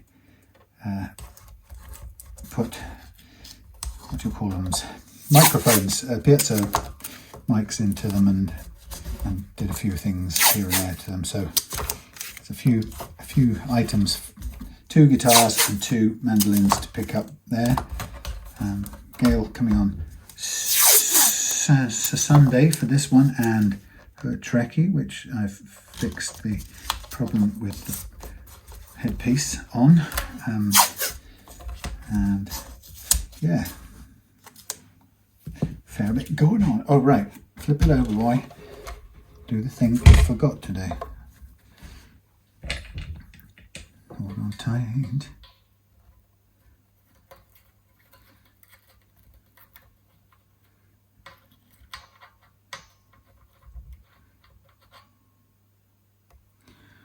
Very good. I think we can now safely wipe this bit down, close up the yonder cover. Get rid of this.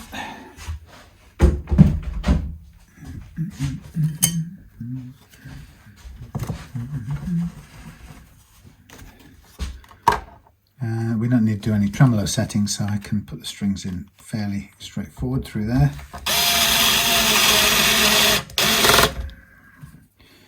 Jolly good.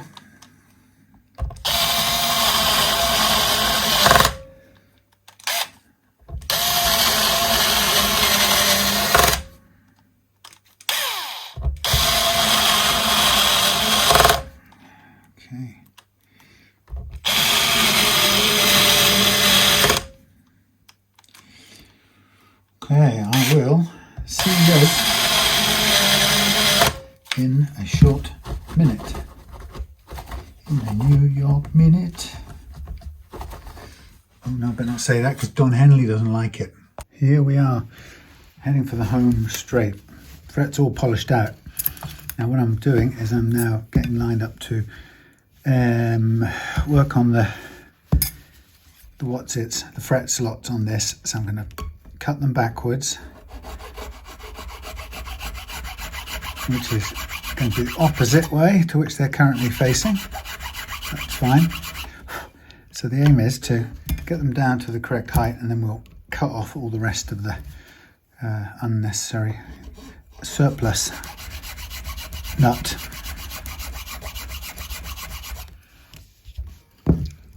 These are sacrificial strings here that at play. So I haven't got a lot of reach with this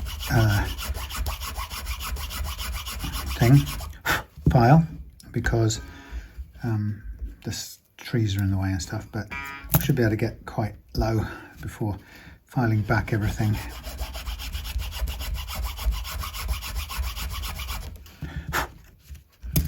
Right now these look like great big notches, which of course they are, but by the time I get 3.3 of a mil all the way across,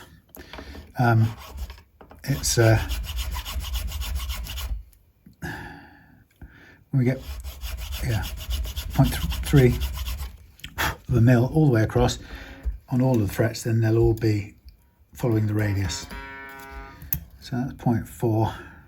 Sort of running, it's very deep at the moment, so I don't want to go too much further on that. I'm going to work on this next one and go higher. We'll go 13. Oh shit, I've got the wrong way. Oh, idiot. We're going to go, what are we going to go with? 46, 36.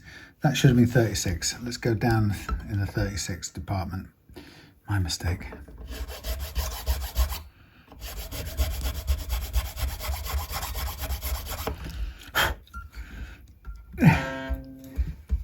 Okay, let's check you out. Okay, that's good. Hold there. So that's 36. Now we're going to go.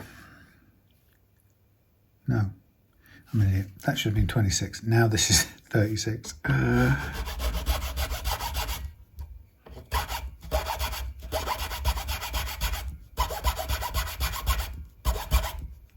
It's quite difficult to cut this and keep the neck steady.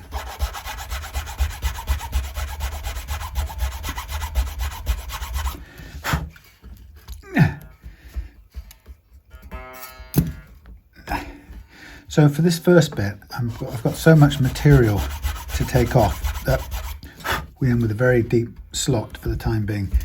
Really too much to work with. So the thing I tend to do with these, because these are sacrificial strings anyway, I tend to basically take down as much as I can first and then come back, sand off, file and sand off the excess on the nut, and then come back and have another go at reducing the action. I think that's probably a good place to stop. Now we're going to go, what are we going to go? We're going to go 10, 13, 17. Start with 17 and come outwards. 17. Here we are.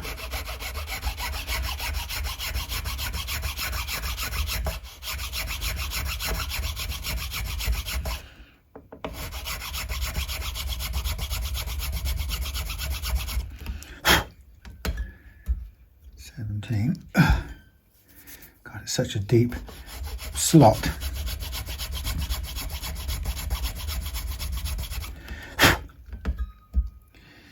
Okay, we'll come back to that. Now we'll go 13.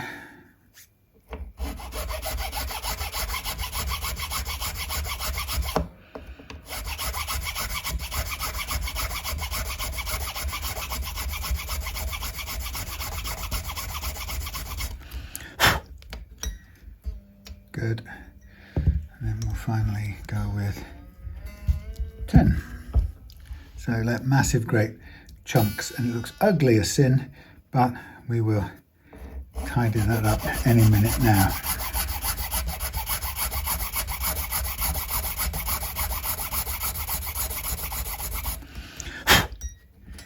God, that cuts really quick. That's one of the things that kind of catches me out with these files. So the first thing I can do is get my file.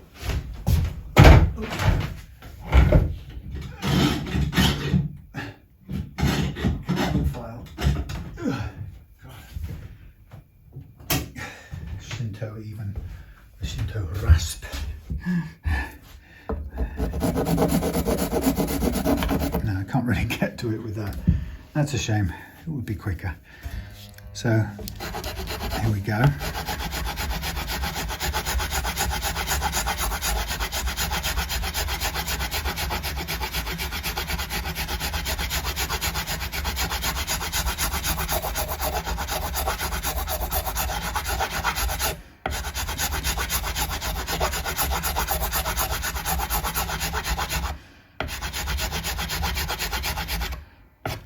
You can see how much of the material we're taking away. It's all shaggy at the moment, but very cool. What I'm going to do is I'm going to take all the strings out just slightly. And we're going to keep on cutting until we're nearly at the bottom.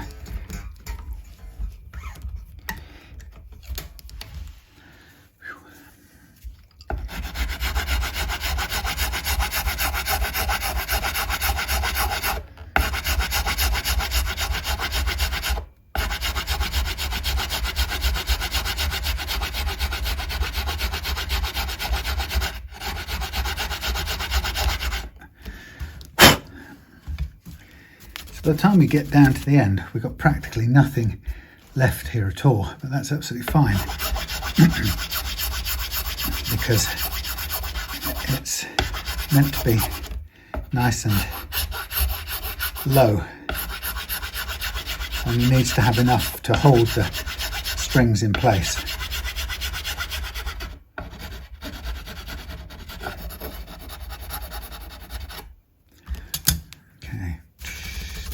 So this is converting, as you can see, a right-hander into a left-hander.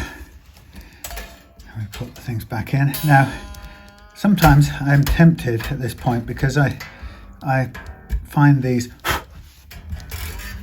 are they cut very quickly, these here what's-its. So I'm sort of tempted to revert at this point to the revert to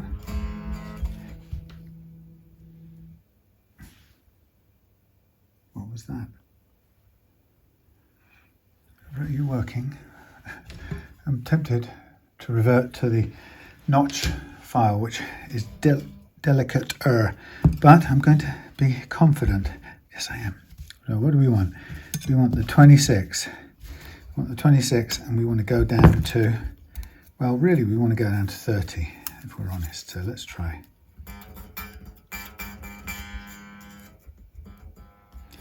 That's pretty much almost on it. It's on a 26. Right, that's my little bit of cleaning up the slots.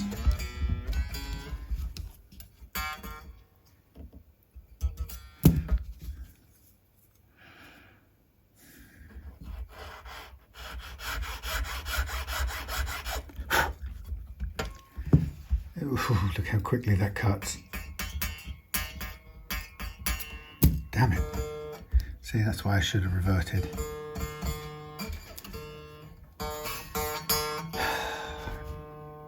Dagnabbit. Those are too fierce, man. I'm going to have to do a little get out of jail on this one because I don't have any more available things. So we'll do I'm going to revert to my V notch. I think this is going to have to be the way it goes because I don't trust these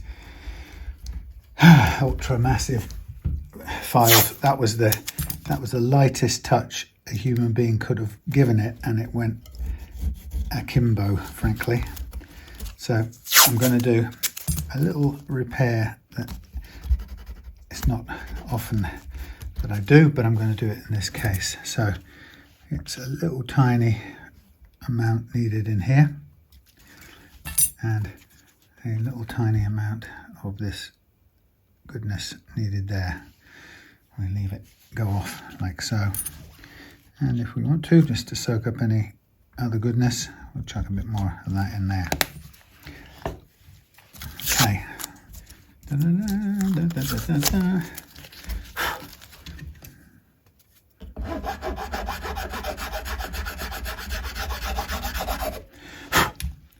Okay, let's go back and let's now revert to a slightly more familiar technology. First of all, I'll put a very slight notch in there. There we are, tighten that up. Ah, silly me, it's not the G, it's the D.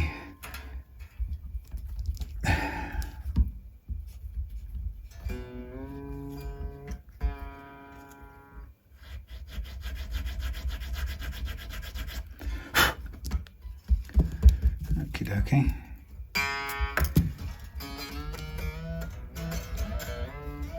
Yes, I think I will stick to this technology.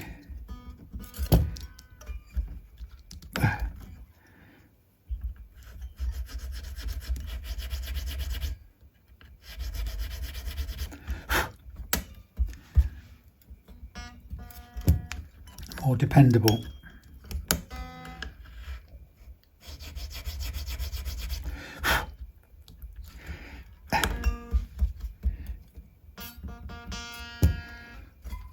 Yes, definitely more dependable.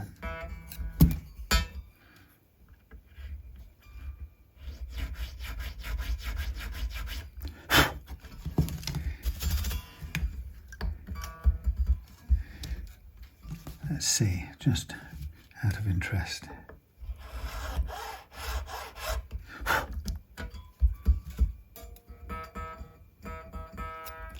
Now we've done it once, we can always do it again, if necessary.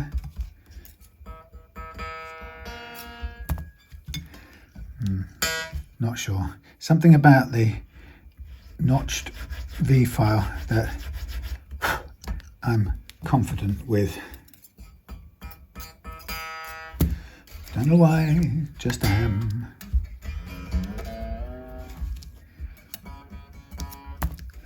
Can bring it to bear on this one as well.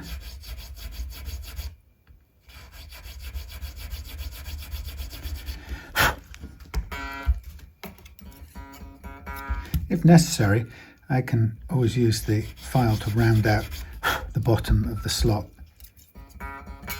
like as follows now.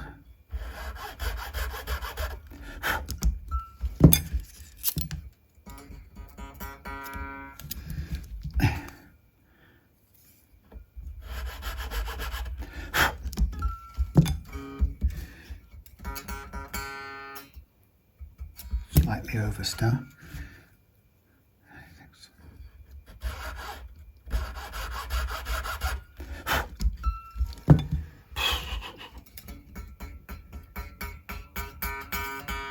On the mark.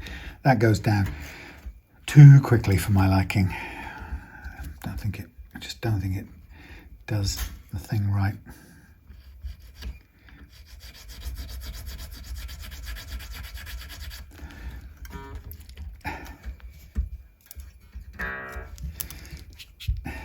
"46.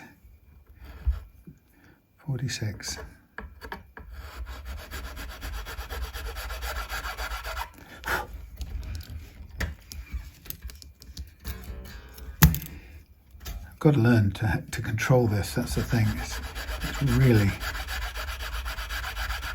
It's really beyond the pale how quickly it does it, and how quickly we go beyond the mark, which is no good.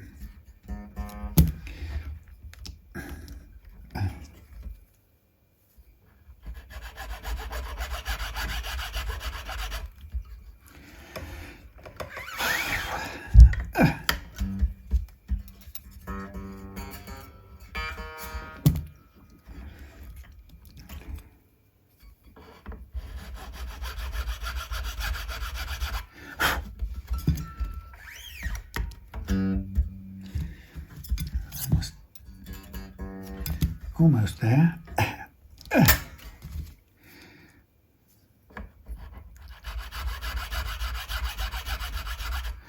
Sometimes when you then change direction and lean forward a little bit, it suddenly takes that little bit off the front of the nut, and you're right where you don't want to be too quickly. Okay, so we are in the right place. Let's go with this one a little bit more.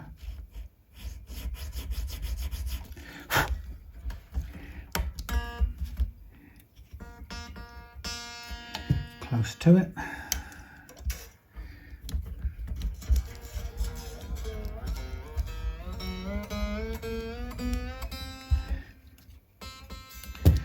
Close to it.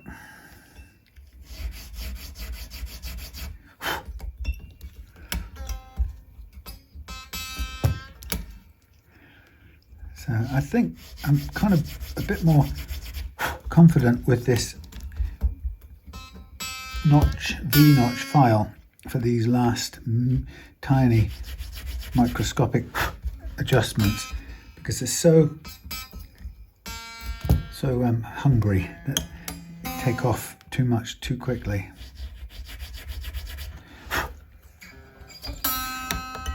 That's pretty good.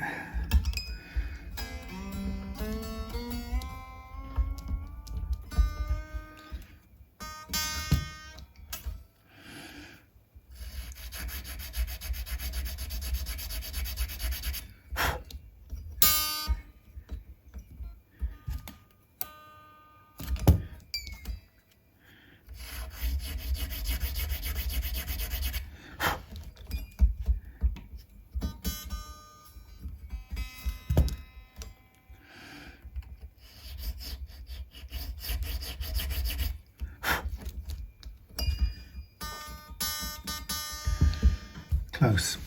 Right, what I'm also now going to do is I'm going to cut a little bit further down with the file so I pretty much touch the strings, which we don't mind if we do. They might break actually.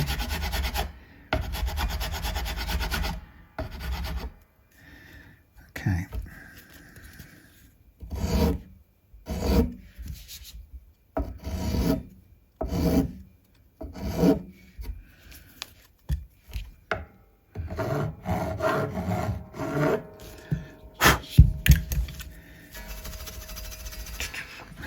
Right. Okay, so a little bit more to take off the base side. So when you look at the actual nut, there's almost nothing. This is such a low action, which is my target, that there's almost nothing sticking up in this out of this nut, and it's kind of why I suppose a lot of companies don't want to put a low action, because the nut seems almost non-existent, but by the time you've set the action,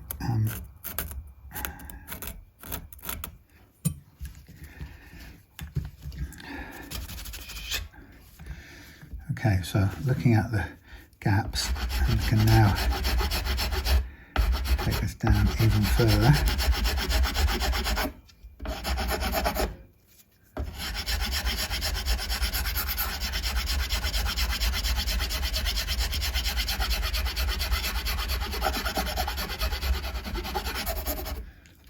Okay, but that's a Strat nut for you. You know, it doesn't have to be a mile high. In fact, it's no good to anybody a mile high, because it's not going to be giving you a low action of any kind. So I'm just... Did that just pull? I think that just pulled out my repair. How about that? Would you believe it? I think I've just dentally removed my own tooth repair. I bet this is going to be too low now. Right, I'm going to have to just slightly redo that one.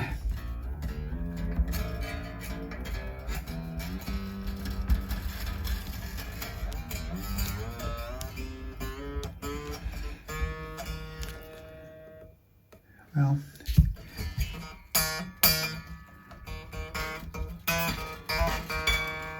it works without it, but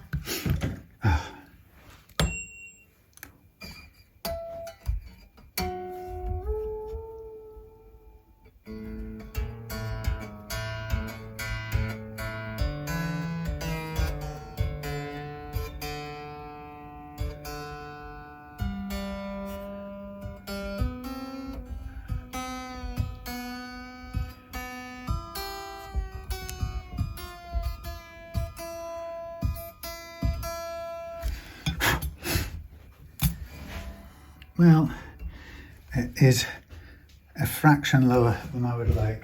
That one.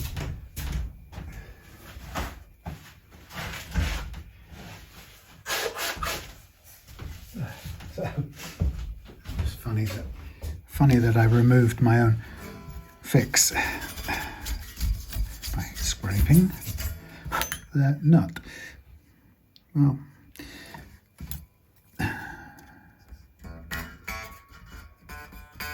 actually, you know what it is? It's 0.3. It's the others that are a little bit higher, but I think I'm going to be happy to leave that, and in fact they're fairly high. Let's do a little tiny bit more. Come along, we can do it.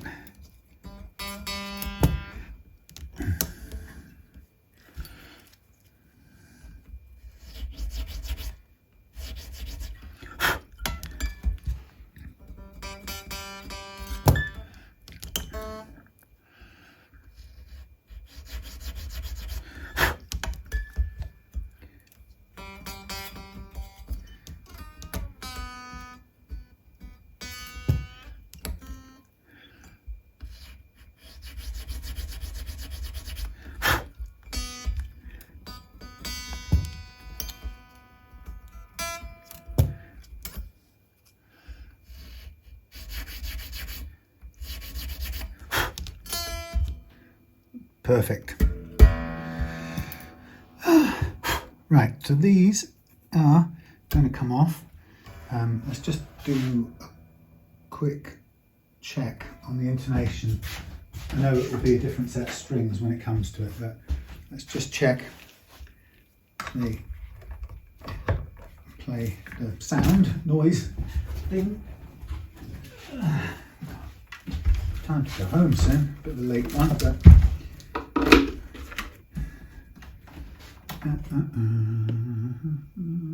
on.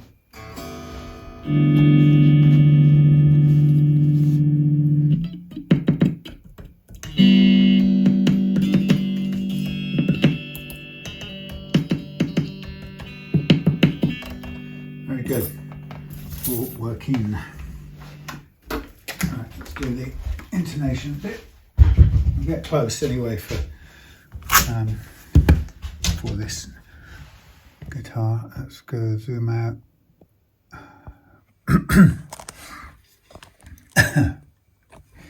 Zoom out.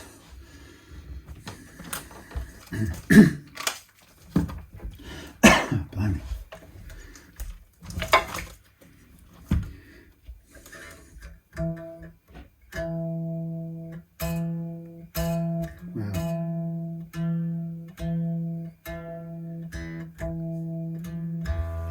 That's way sharp.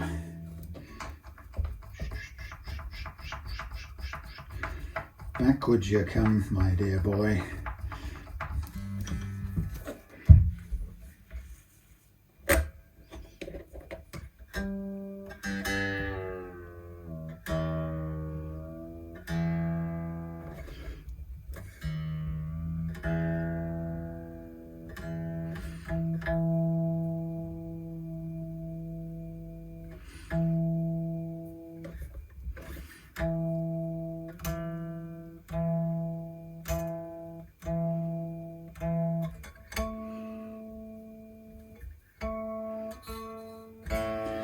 I've got a feeling that these cheap strings may not be helping the deal, but I'm going to pull this back a fair distance and I'll give it the best shot it can have at being intonated.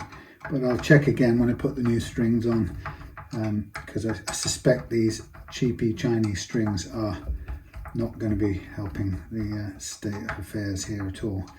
Let's just have a see if we actually get in anywhere.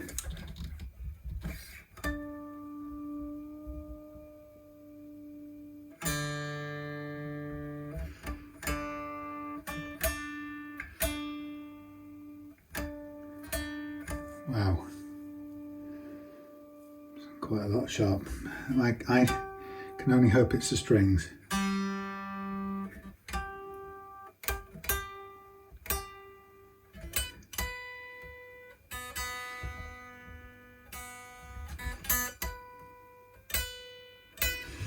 everything's running sharp on here, so I can, like I say, I hope to goodness it's the strings. I'm going to start back here and I'm going to pull everything back, and then we'll do it with the new strings when they arrive, and hope that in fact puts us back in the right place.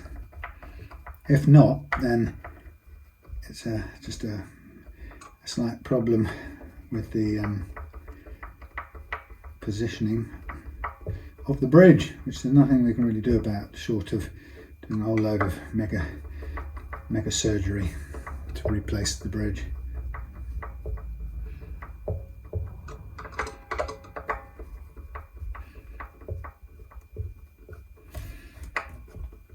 I mean, that's as far as I can adjust this back at the moment, so we shall see if we get anywhere.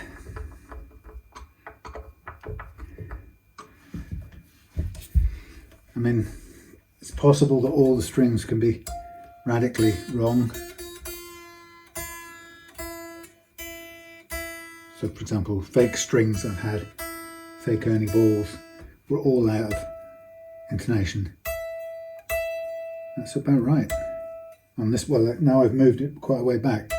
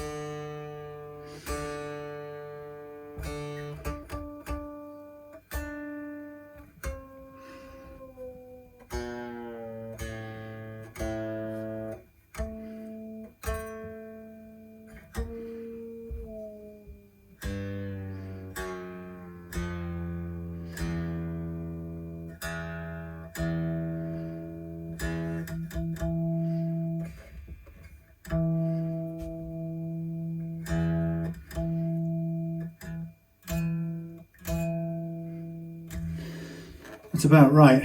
I'm hoping it will improve a bit with new strings, because that's about as far back as it will go. I might have to take off the springs and cut them back a little bit. But apart from that, everything else is good.